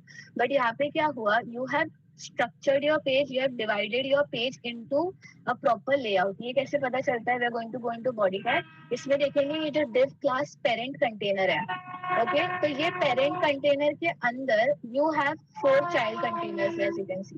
तो इससे अब हम इन 4 चाइल्ड कंटेनर्स पे हम फ्लेक्स का प्रॉपर्टी अप्लाई कर सकते हैं। तो ये कैसे करते हैं, first we will do some थोड़ा basic styling. Like for example again parent container का style, like I can change the margin padding, like padding 10 pixel, margin 10 pixel। I'll do this thoda jaldi। Width is let's say 300 pixel। Okay, height is 100 pixel। We're going to assign some background color। Okay, this one। Okay, तो इससे क्या हुआ, ये background color मैंने apply किया, I applied some padding, margin, some width and height। Okay, you can see width apply हो गया और height apply हो गया। अब इसके अंदर मुझे और क्या करना है, suppose I apply, I can put a border as well here 1 pixel. Yes, किसी को डाउट है? We can use BG color also instead of background color in this case. BG color, you mean this? ऐसा? Yes. हाँ, let's try that। हाँ ऐसा? हाँ, no, वो hyphen नहीं रहता BG color में। I think so. There was some command like this. BG color, I think वो तुम Tailwind CSS का बात कर रहे होगे। Because usually क्या होता है CSS में you have these already defined properties ना, उसका नाम ही property का background color है। हाँ, तो Okay. if you use some other name ऐसा BG color या ये hyphen भी हटा देंगे ना, तो वो background को affect नहीं करेगा। Okay. तो background color I apply and then border। Thank you, doubt पूछने के लिए। shows you're paying attention. Okay, border 1 pixel मैंने अप्लाई किया. Suppose I'll apply solid and black color का border. So you can clearly थोड़ा सीखिए. ये मेरा एक div container है. Okay, तो ये मैंने कंटेनर बनाया. इसमें padding, margin, content, everything is here. अभी जो इंडिविजुअल आइटम है उसको थोड़ा स्टाइल करेंगे एंड देन विल सी कि फ्लेक्स कैसा अफेक्ट करता है उसको. ओके, तो यहाँ पे नाम क्या है इसका? चाइल्ड कंटेनर है. So you will design the child container now. Suppose I will apply some background colour इसको भी. Okay, anything will do. और सपोज मेरे को इसको भी कुछ विड्थ देना है. Okay, suppose width I try 40 pixel and see. Okay, बहुत छोटा है विड्थ, तो आई डू थोड़ा 50 pixel. Okay, then we have height. तो हाइट भी कुछ 20 पिक्सल का. Okay, we'll apply margin to this. Okay, suppose 10 pixel का और थोड़ा छोटा 5 pixel because it will overflow. और मेरा ये हाइट जो मेन कंटेनर का है वो कम है, so I'm applying थोड़ा कम मार्जिन है. And padding I can put थोड़ा 5 पिक्सल का इसमें. और I can put the font का weight as थोड़ा bold. Okay, and other than that what else I can do? Suppose मैं एक border इसको भी apply कर देती हूँ. Okay, really pick 1 pixel solid and black. So you can see मेरा thought process क्या है, मतलब कि मैं कैसे डिजाइन कर रही हूँ. पहले मैंने इसको कुछ अप्लाई किया, फिर कुछ अप्लाई किया. Like that you should code basically, बोल बोल के तो तुम्हें समझेगा. अभी you can see ये overflow हो रहा है, तो I can give मेरा जो main parent container है उसका height मैं बढ़ा सकती हूँ to incorporate all of that. So मैंने 200 पिक्सल हाइट दे दिया, तो you can see अभी ये कंटेनर के अंदर ही आ गया. और ये 4 आइटम्स है. अभी नाउ मैंने इसमें कुछ प्रॉपर्टी अप्लाई नहीं किया, कुछ नहीं अप्लाई किया. I just applied simple CSS and अभी देखते हैं इसमें फ्लेक्स अप्लाई करके. तो flex I said we should always apply to the parent container first. तो देखते हैं हम. Okay, we can code it separately once more यहाँ पे, तो कंफ्यूजन नहीं होगा. सपोज जो पेरेंट कंटेनर है मैंने उसको दे दिया डिस्प्ले फ्लेक्स. तो क्या होता है? यू कैन सी यहाँ पे क्या हुआ, ये सारे जो चाइल्ड कंटेनर थे वो पेरेंट के अंदर, वो अभी एक रो में आ गए हैं. But if I remove this तो ये नॉर्मली कॉलम में आ गए हैं. नॉर्मली कॉलम मतलब क्या? सी, मेरा इंडेक्स का जो कोड है ये HTML का, ये एक div है. तो ये आइटम एक div के जितना स्पेस लेता है, as you can see. Okay, it's taking some space as div. Yes, कोई डाउट है? ना हो. हाँ बोलो. हेलो. ओके, ठीक है. सो मैं क्या बोल रही थी? या तो मेरे पास ये 4 div है. बाय डिफॉल्ट ये div अपना स्पेस ले लेंगे, one after the other, one below the other, because div पूरा एक लाइन का स्पेस ऑक्यूपाई करते हैं. तो एक आइटम एक लाइन पर आया, दूसरा आइटम दूसरी लाइन पर आया, and so on and so fourth. But अगर मुझे इनको सपोज डिस्प्ले फ्लेक्स मैंने यहाँ पर अप्लाई किया था, तो once I apply this, what happens is now your grid, your like view is divided into 2 parts. एक क्या है? main axis. Now what is main axis? I'll show you through here. जैसे मैंने डिस्प्ले फ्लेक्स कंटेनर पे apply किया, तो क्या होता है, ये जो ग्रे पार्ट है ना, this is your main parent container, और उसके अंदर you have this flex item, this flex item, this flex item. तो मैंने डिस्प्ले फ्लेक्स किया, यू हैव अभी मेन कंटेनर और उसमें चाइल्ड कंटेनर आ गए. And by default you have a main axis horizontal. Okay, यहाँ पे भी एक क्लियरली डिफाइन है, लाइक फ्लेक्स कंटेनर है main, there are child items here, and एक मेन एक्सिस डिफाइन हुआ हॉरिजॉन्टली एंड उसका काउंटर एक्सिस हुआ vertical. Now why am I emphasizing on this main axis and all? Because later ये जो boxes है, suppose you want these boxes to appear central, okay, with respect to this main axis, मतलब मुझे horizontally इनको center में करना है. तो for that I will use justify content एक property. And suppose if I want them to be vertical line पे centrally align करना है, तो मैं अलाइन आइटम्स यूज करूंगी. तो main axis always works with justify content and counter axis is going to work with align content. अब ये क्या होता है justify content and align content? That we are going to सी.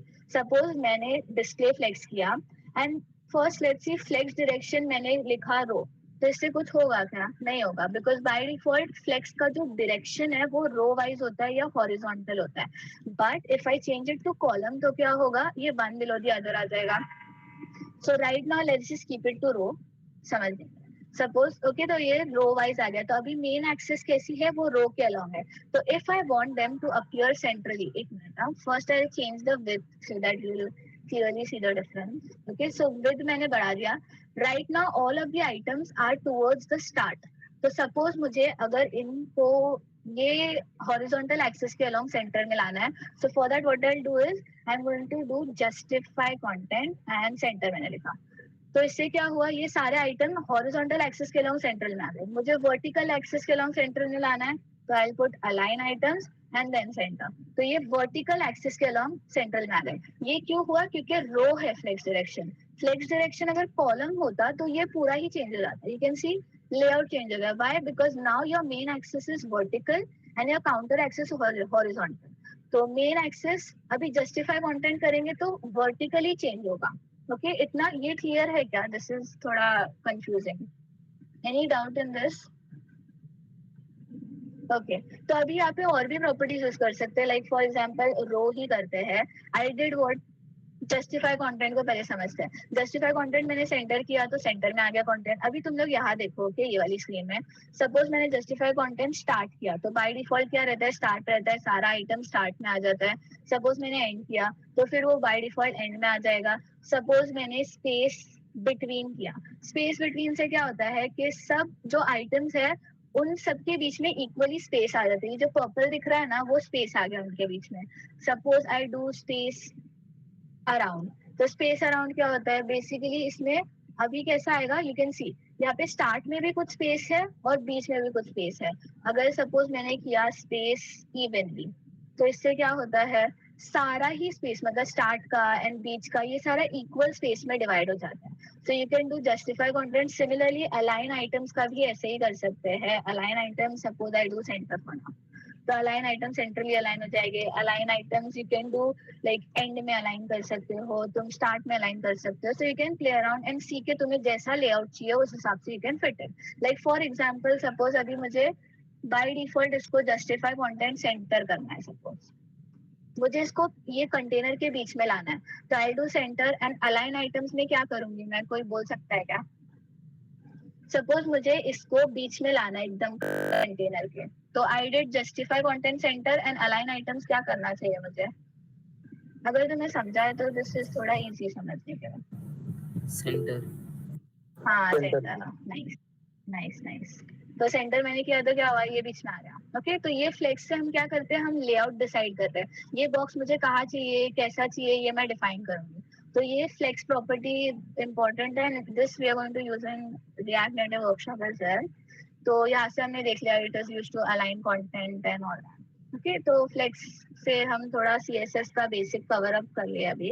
इसमें you can explore all different properties. यहाँ पे तुम लोग का CSS में अच्छा है कि you can just right the first word and you will see all the different properties for that. कुछ भी लेटर लिखोगे तुम्हें उसके करस्पॉन्डिंग प्रॉपर्टीज मिल जाएगी. ओके, तो you can check out all different properties जो भी है. तुम अपना खुद से ट्राई कर सकते हो बनाने का website and you can try to design it by yourself. तो विद दिस CSS का पार्ट हो गया. कोई डाउट है कहीं पर भी? Because we move on to JavaScript and JavaScript में थोड़ा बेसिक्स यूज करेंगे अभी. एनी डाउट कुछ आगे? ओके, हाँ डाउट है, बोलो.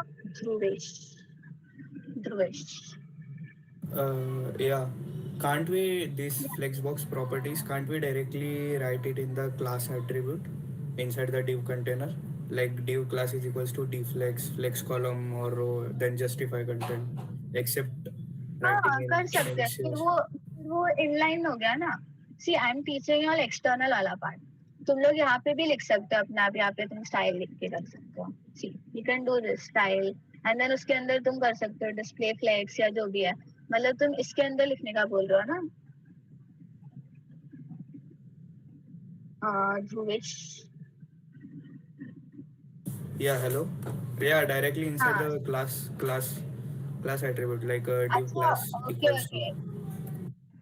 हाँ, div class इक्वल टू तुम लोग वो टेलविन CSS का बात कर रहे हो. सी टेलविन CSS में क्या होता है, ये क्लास के अंदर ही you can just directly write के मार्जिन टॉप 5 है या जो भी है डिस्प्ले के लिए भी जस्ट राइट फ्लेक्स राइट. तो तुम वो लिख सकते हो. बट यहाँ हम टेलविन CSS नहीं यूज कर रहे हैं, हम नॉर्मल CSS यूज कर रहे हैं. सो फॉर दैट हम एक्सटर्नल फाइल में CSS कोड करेंगे सेपरेट. ओके, आई थिंक तुम लोग टेलविन से okay. कर रहे हो बिकॉज इससे मेरे को डाउट था वो ऐसे था. ओके बाकी लोग को it's not that important. Tailwind is basically ऐसे फ्रेमवर्क है सीएसएस का जिसमें हम क्लास के अंदर स्टाइल्स लिखते हैं, but that is not important अभी फॉर दिस वर्कशॉप. ओके तो अभी के लिए इतना समझना था एक्सटर्नल फाइल में सीएसएस हमने बनाया बस. ओके तो विद दिस सीएसएस का पार्ट खत्म हो गया. तो अभी हम very quickly will just go over JavaScript. Since तुम लोग को सीएसएस सॉरी सीएस क्या बोलते हैं सी प्रोग्रामिंग या कुछ तो प्रोग्रामिंग आता होगा ना, तो हमें एकदम डिटेल में जाने की जरूरत नहीं है. First will create the script file script Asma, dot there is a doubt js. in the comment section. हाँ हाँ हाँ sorry 1 minute after this. What is the difference between a flexbox and grid? Okay. See grid वाला part मैंने अभी cover नहीं किया है, but क्या होता है फ्लेक्सबॉक्स में ना हम एक कंटेनर डिफाइन किए हैं. ये कंटेनर मेरा पेरेंट है. एक मिनट, ये कंटेनर मेरा पेरेंट है और इसमें मैंने इसको जो कि चाइल्ड कंटेनर्स है ना वो मैंने एक के बाद एक डिफाइन किए हैं. और अब ये चाइल्ड कंटेनर का लेआउट मैं कैसे भी कर सकती हूँ. लाइक फॉर एग्जांपल मेरे को इसको ऊपर करना है नीचे करना है, मैं मतलब उसको अरेंज कर सकती हूँ हाउएवर आई वांट. लेकिन ग्रिड में कैसे होता है, मैं ये जो मेन कंटेनर है ना उसको मैं एक ग्रिड में कन्वर्ट कर रही हूँ. मतलब क्या ऐसे एक सेक्शंस में कन्वर्ट कर रही हूँ. लाइक एक मैट्रिक्स होती है ना, I'll show you 1 minute. जैसे grid CSS 1 minute.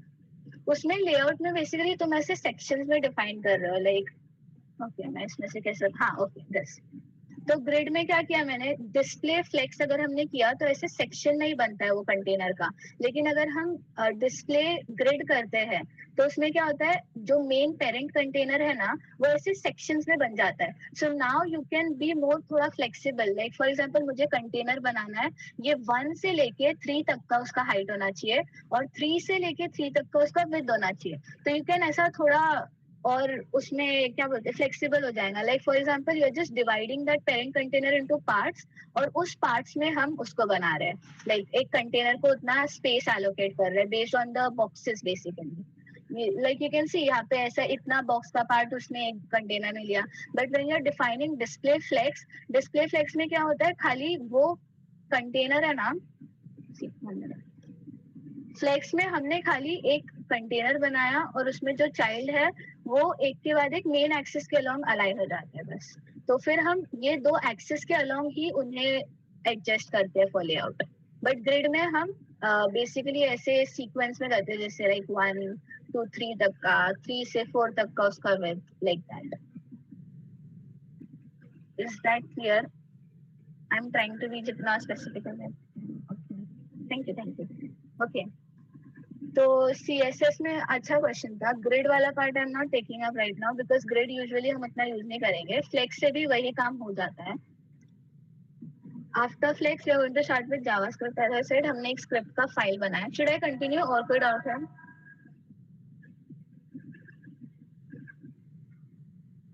If there are any doubts in the chat then please let me know. Okay so I start with JavaScript का. इसमें थोड़ा ही पार्ट करना है हमें. बेसिकली जावास्क्रिप्ट क्या है, it's a programming language and we are going to use this language to add functionality, make our website more interactive for the users, right. तो उसके लिए हमें थोड़ा बेसिक समझना है. जैसे डेटा टाइप्स अभी जैसे रिमेनिंग प्रोग्रामिंग लैंग्वेजेस में होते हैं वैसे जावास्क्रिप्ट में भी डेटा टाइप्स होते हैं. Like for example you have string data type. Okay उसमें कुछ लिख सकते हो तुम. You have number data types, you have okay float data types, you have true या boolean का data type, you have null data types. Like that you have many data types in JavaScript. अभी ये data types को अगर हमें कहीं store करना है तो हम उसे कहाँ स्टोर करते हैं, वेरिएबल्स में. तो जावास्क्रिप्ट में how do you declare a variable, you use either the let keyword or you use the const keyword. Let's take for example let keyword. अगर मैंने let लिया और मैंने कुछ वेरिएबल का नाम असाइन किया and now I'm going to assign the value. तो मैंने क्या किया, let is used to basically declare कि ये जो है ये वेरिएबल है. So what is name? Name is a variable. और नेम का अंदर जो डेटा टाइप है वो क्या है, स्ट्रिंग है. Now by default you don't have to write. जैसे दूसरी प्रोग्रामिंग लैंग्वेजेस में यू हैड टू स्पेसिफाई ना कि int age is equals to some number या ऐसे int string or something you had to specify. But JavaScript में you can just use let keyword and it will by default understand कि कौन सा है, या string है, you can have numbers, you can have boolean values. Okay, तो late keyword का main purpose क्या है कि लेट अगर मैंने वेरिएबल डिफाइन किया तो ये वेरिएबल मैं वापस से चेंज भी कर सकती हूँ. लाइक फॉर एग्जांपल इनिशियली मेरा नेम था ट्रू, अभी ये मैं नेम को फॉल्स डिफाइन कर सकती हूँ. मैं ये नेम को एक नंबर भी बना सकती हूँ and still you won't get any error. So you use console log and name. console log क्या होता है? बेसिकली ये प्रिंट करने के लिए यूज होता है. टर्मिनल में प्रिंट करना है. क्या प्रिंट करना है हमें? Variable name. So let's try to run this. If you have Node installed in your system, तो terminal में you can directly run it by using node script.js. Okay? तो इससे you can see पहले name true था, फिर name 56 हो गया, number हो गया, मतलब type भी change कर सकते हैं using let. लेकिन यही अगर const variable use करते तो ऐसा नहीं कर सकते थे. If I try to run it, I'm going to get an error. मतलब const एक बार हमने variable define किया तो you cannot change it. ओके, तो ये बेसिक वेरिएबल्स है और डेटा टाइप्स है जावास्क्रिप्ट में that you are going to use. Next important part is functions. Functions अभी हर प्रोग्रामिंग लैंग्वेज में एक रीयूजेबल ब्लॉक ऑफ कोड होता है. मतलब instead of writing the code again and again, जो सेम लॉजिक है उसे हम एक ही बार लिखते हैं and we pass some parameters, we pass some arguments and then we return some object from those functions. तो उसको हम कैसे डिफाइन करेंगे? we use the keyword function.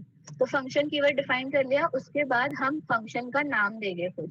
Like for example एक सिंपल ऐड फंक्शन है. यू पुट पैरेंथेसिस टू, ये convention है to define कि ये ऐड फंक्शन है and then you use curly brackets.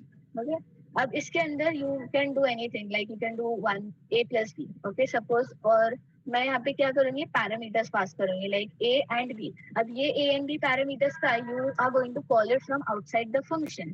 कैसे? Add and then you will pass some values now proper like 23, 34. Okay, तो ये वाला वैल्यू a में स्टोर हो जाएगा, ये वाला वैल्यू b में स्टोर हो जाएगा and then a plus b होगा. फिर ये फंक्शन कुछ टास्क करेगा. तो लेट्स से ये फंक्शन रिटर्न करेगा हमें इसका सम. अब ये रिटर्न करेगा तो इसे कहीं स्टोर भी करना चाहिए. तो let's just for example we'll do console log and we'll call the function. मतलब ये फंक्शन का जो भी आउटपुट है वो हमें दिख के आ जाएगा. So you can see if I run this, I'll get the output. मतलब मैंने एक फंक्शन कॉल किया सिंपल वे में. जावास्क्रिप्ट में ऐसे फंक्शंस को कॉल करते हैं, but a more convenient way is using arrow functions. तो जब मैंने किया है उसको इवन सिंपलर वे में हम कर सकते हैं.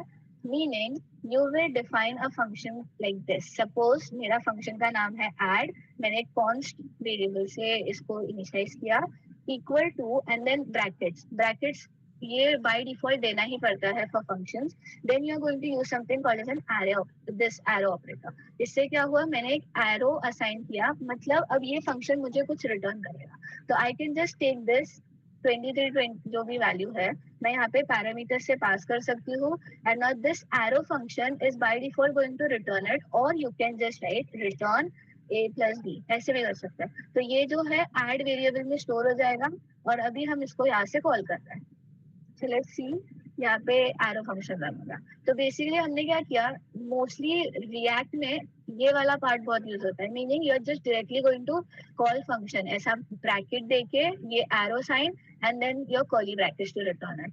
तो ये एक सिंपल एरो फंक्शन का example we talk and this is how you call your arrow function. Basically ये लिखने की जगह we can also write a function like this. Other part is एक लास्ट पार्ट अभी जो हम यूज करेंगे इज एक ट्राई एंड कैच ब्लॉक. अब ये क्या होता है? Suppose I have a function. Okay, मैं जैसे एरो फंक्शन ही बनाती हूँ कॉन्स्ट, और मेरा फंक्शन है से डिवाइड. ओके, और मेरा फंक्शन एक एरो फंक्शन है. So I give a parenthesis, I give this arrow का head and then curly brackets. अब इसके अंदर मुझे क्या करना है? I will simply return a divide by b. अब a डिवाइड बाई b क्या है? ये पैरामीटर्स है जो हम फंक्शन में एक्सेप्ट करेंगे a और b. तो ये एक्सेप्ट कहाँ से करेंगे? By calling it from here. So if I call it and pass some parameters, okay, suppose मैंने कॉल किया, तो अभी ये वर्क करता है कि नहीं? Will just check. Okay, so you are getting the output. But कभी कभी क्या होता है? Suppose instead of 5 I give 0. तो वी नो कि डिवीजन बाय 0 से एक एरर आता है because we can not divide by 0. So for that reason we are going to use a try and catch block. तो ये फंक्शन के अंदर ही हम क्या करेंगे? एक try and catch. You can see यहाँ पे bye default you can generated. तो इससे क्या होता है? ट्राई और कैच का ब्लॉक बन जाता है. मतलब क्या? अभी ट्राई के अंदर हम एक ऐसा कोड लिखेंगे जो रन होगा, but we are not sure कि अगर ये एरर भी दे सकता है, मतलब लाइक फॉर एग्जांपल अगर 0 है तो वी नो यहाँ पे डिवीजन है तो 0 भी हो सकता है, तो we have to throw an error. तो अगर ये ट्राई एंड कैच ब्लॉक नहीं होता तो हमारा जो फंक्शन है वो क्या क्रैश कर जाता, and then we would have seen के थोड़ा एरर बताता ना। तो instead we can handle errors more gracefully by using a catch block. मतलब अगर ट्राई ब्लॉक में जो कोड है वो रन होगा, बट अगर उसमें कुछ एरर आया तो it's going to catch that error and we are going to display it. Okay, तो लेट्स ट्राई दिस। अभी ट्राई ब्लॉक के अंदर I said we are going to write a function. तो मैंने क्या फंक्शन लिखा, again we are going to return a divide by b। Okay, तो ये ट्राई करेंगे, बट कुछ एरर आया तो it's going to catch that error and let's से we want to console log it, मतलब हमें वो टर्मिनल में दिखाना है। तो हम क्या करेंगे, ये एरर को लेंगे और उसको डिस्प्ले कराएंगे। Okay, now one more thing is, ये जो एरर है ये कोई वेरिएबल नहीं है, this is like an object basically. तो इसको ऑब्जेक्ट में हमें एक पैरामीटर पास करना है, तो we have to create this error. We can create this error custom way में भी कर सकते हैं। तो वो कैसे करेंगे, वी कैन पुट एक कंडीशनल स्टेटमेंट कि अगर मेरा जो b का वैल्यू है that is equal to 0। Okay, तो b का वैल्यू अगर इक्वल टू 0 है तो मुझे क्या करना है, I will have an error. तो मैं एक नया वेरिएबल क्रिएट करेंगे, तो थ्रो मैं लिखूंगी, थ्रो न्यू एरर वेरिएबल, मतलब एक एरर ऑब्जेक्ट क्रिएट करेंगे और उसके अंदर मैं एक एरर मैसेज डालूंगी like can not divide by 0। Okay, तो इससे क्या होगा कि अगर ये 0 आया बी में तो ये कंडीशन ट्रू हो जाएगा, and then we are going to create a custom error which returns this output. और ये जो एरर है वो कैच ब्लॉक के इसमें आ जाएगा। So we are just going to console log this error का specific message. Okay, so if अगर यहाँ पे 0 वैल्यू है तो you won't see the division, instead you are going to see can not divide by 0। ये जो block है वो यहाँ पर आएगा। यहाँ अनडिफाइंड क्यों है, बिकॉज रिटर्न अभी तक डिफाइन नहीं कर रहे हैं हम। तो अगर एरर आया वी कैन से कि return if there is an error, तो we will return say -1। Okay, अगर एरर है तो so it will show an error और यहाँ पे -1 रिटर्न हो जाएगा जो यहाँ पे प्रिंट हो रहा है। Is this understood? Try and catch block basically यहाँ पे हम एक फंक्शन लिखेंगे जो एरर थ्रो कर सकता है, and if it throws an error तो वो एरर कैच ब्लॉक में चला जाएगा। Otherwise what would have happened, अगर try and catch block use नहीं करते तो हमारा फंक्शन क्रैश हो जाता एंड कोड रन ही नहीं होता। बट यहाँ पे क्या हुआ, पूरा कोड रन हुआ and we also got an error displayed in our terminal. Okay, यही बेसिक मैंने यहाँ पे बताया है जावास्क्रिप्ट में। okay, so you can have this different data types, different variables in JavaScript, and functions. एक simple function ऐसे लिखते हैं, एक arrow function ऐसे लिख सकते हैं। We have try and catch blocks and one example integration with HTML। एक simple सा integration, अभी ये I can show you if you want, but लेकिन इसमें क्या करना है, मैंने बस एक बटन क्लिक किया, बटन बनाया, उसमें ऑन क्लिक एट्रीब्यूट होता है एक बटन का। तो वो ऑन क्लिक मतलब क्या, वो बटन को कोई प्रेस किया तो you are going to do something, तो क्या करेगा, show message। तो JavaScript में you can create a sample function which will create some alert for this. If you want I can show you this part, अगर ये आता है तो we'll move on then. Should I show ये code करना है कि चलेगा? Is it fine? अच्छा, okay then with this JavaScript का पार्ट भी कंप्लीट हो गया है। I will share this PPT with you all if you want। इसमें मतलब जो भी definitions whatever we covered up वो सब है।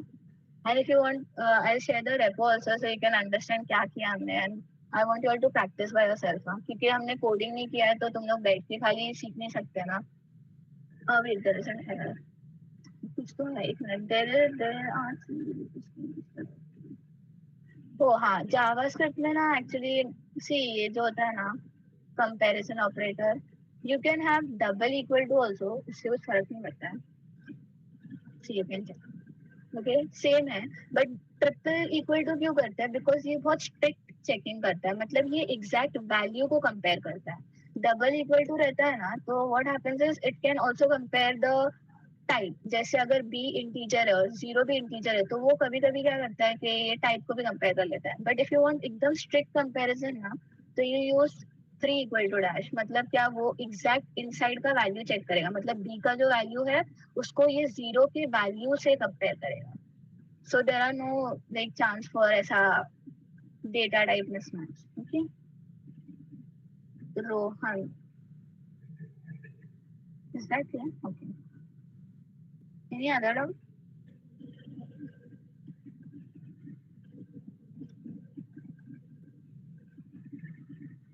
Okay, if there are no other doubts, then itna part say we have completed CSS, HTML, JavaScript का basics. Just whatever will be needed for the workshop वो सब cover up हो गया इसमें. Any additional information किसी को कुछ पूछना है doubt, then let me know. Yeah, Anusha. Yeah, so I hope you'll have understood what Arya and Asma have taught you. And you can ask your doubts here. And if you're shy to ask here, then you can text them personally on WhatsApp. Since they'll be sharing the resources now, so you can see their numbers on the group. And if there are no doubts, then we can conclude this session. I hope you'll attend the workshop on 5th and 6th. 5th will be the React Native, and on 6th we have speaker who will be teaching us the automation part. So I hope you all are there on the day, and it would be better if you bring your laptops. And if you don't have, then you can inform us. We'll have some arrangements for PCs also, but it would be preferable that you bring your laptops. And if there are no doubts, then we can conclude the session. If you have any doubts, you can ask any one of us in the groups also or personally. Okay, I hope you all have understood.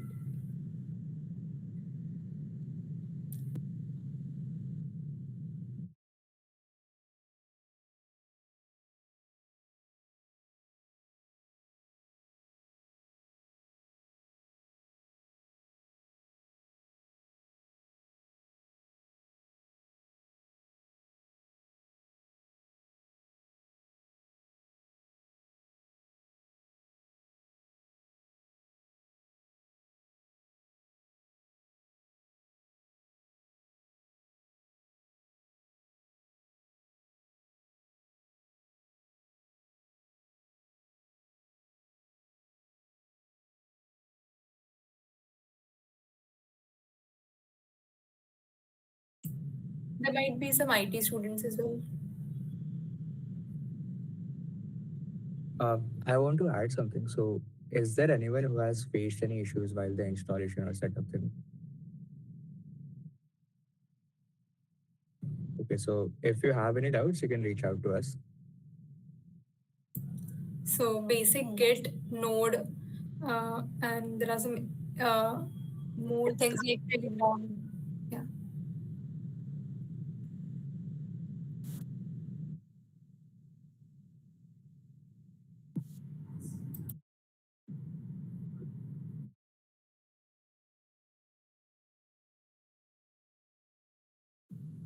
Hello. Yeah, I had faced an issue while installing the Expo Go one. It was it was telling that the version on my laptop is 54 and the app on the phone is for version 55. When I tried upgrading it, it was showing it upgraded it and then still it was showing that it's the same error was showing. The 54 the project is for 54 and the app installed is 55th version.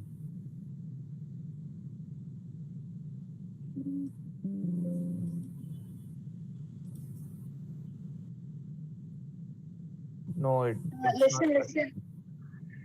I'm sorry, कौन किसका doubt है? आरुष, हाँ. Have you like used the link? मतलब बहुत पहले जैसी link आया था तभी ही you installed the things क्या? No, I Because used the उसमें link मैंने today itself. Today. हाँ एक्चुअली उसमें ना एक मैंने एडिशनल ऐड किया है वो एक्सपो गो का ऐप जो है ना वो प्ले स्टोर से मत डाउनलोड करो बिकॉज प्ले स्टोर में ओल्डर वर्जन है तो उसका मैंने एक लिंक ऐड किया है डॉक्यूमेंटेशन में गो थ्रू इट अगेन वो लिंक रहेगा उसमें से तुम डाउनलोड करो नहीं मैंने उस लिंक में से ही किया है तो वही तो मैं बोल रहा हूँ कि लैपटॉप में जो एक्सपो गो आ रहा है जो प्रोजेक्ट ओपन अच्छा करने का ट्राई कर रहे हैं वो ओल्डर वर्जन पे ऐप फोन में जो ऐप है वो लेटेस्ट वर्जन पे चल रहा है Arush, what you can do is wait a second. I have an idea for it. Can you see my screen? या So when you go to this website, expo.dev, you have this HDK 55 button, right? You can go to this website through your phone, and you just have to select 54. So you're lowering your version for your phone. It will be compatible, I guess. Okay, I'll check You can try this out. that. I'll do that and get back. Yeah, sure. If you still face some issues, then reach out to us. Okay, sure. Okay guys, so if you have any doubts, कोई भी doubt आ रहा है अगर setup करते time you can text us, any one of us, and we'll try to help you out. And even in college, if you मतलब online अगर तुम्हें नहीं समझ रहा है तो college में भी तुम लोग doubts पूछ सकते हो. कल पूरी टीम हमारी रहेगी available college में, so you can ask us.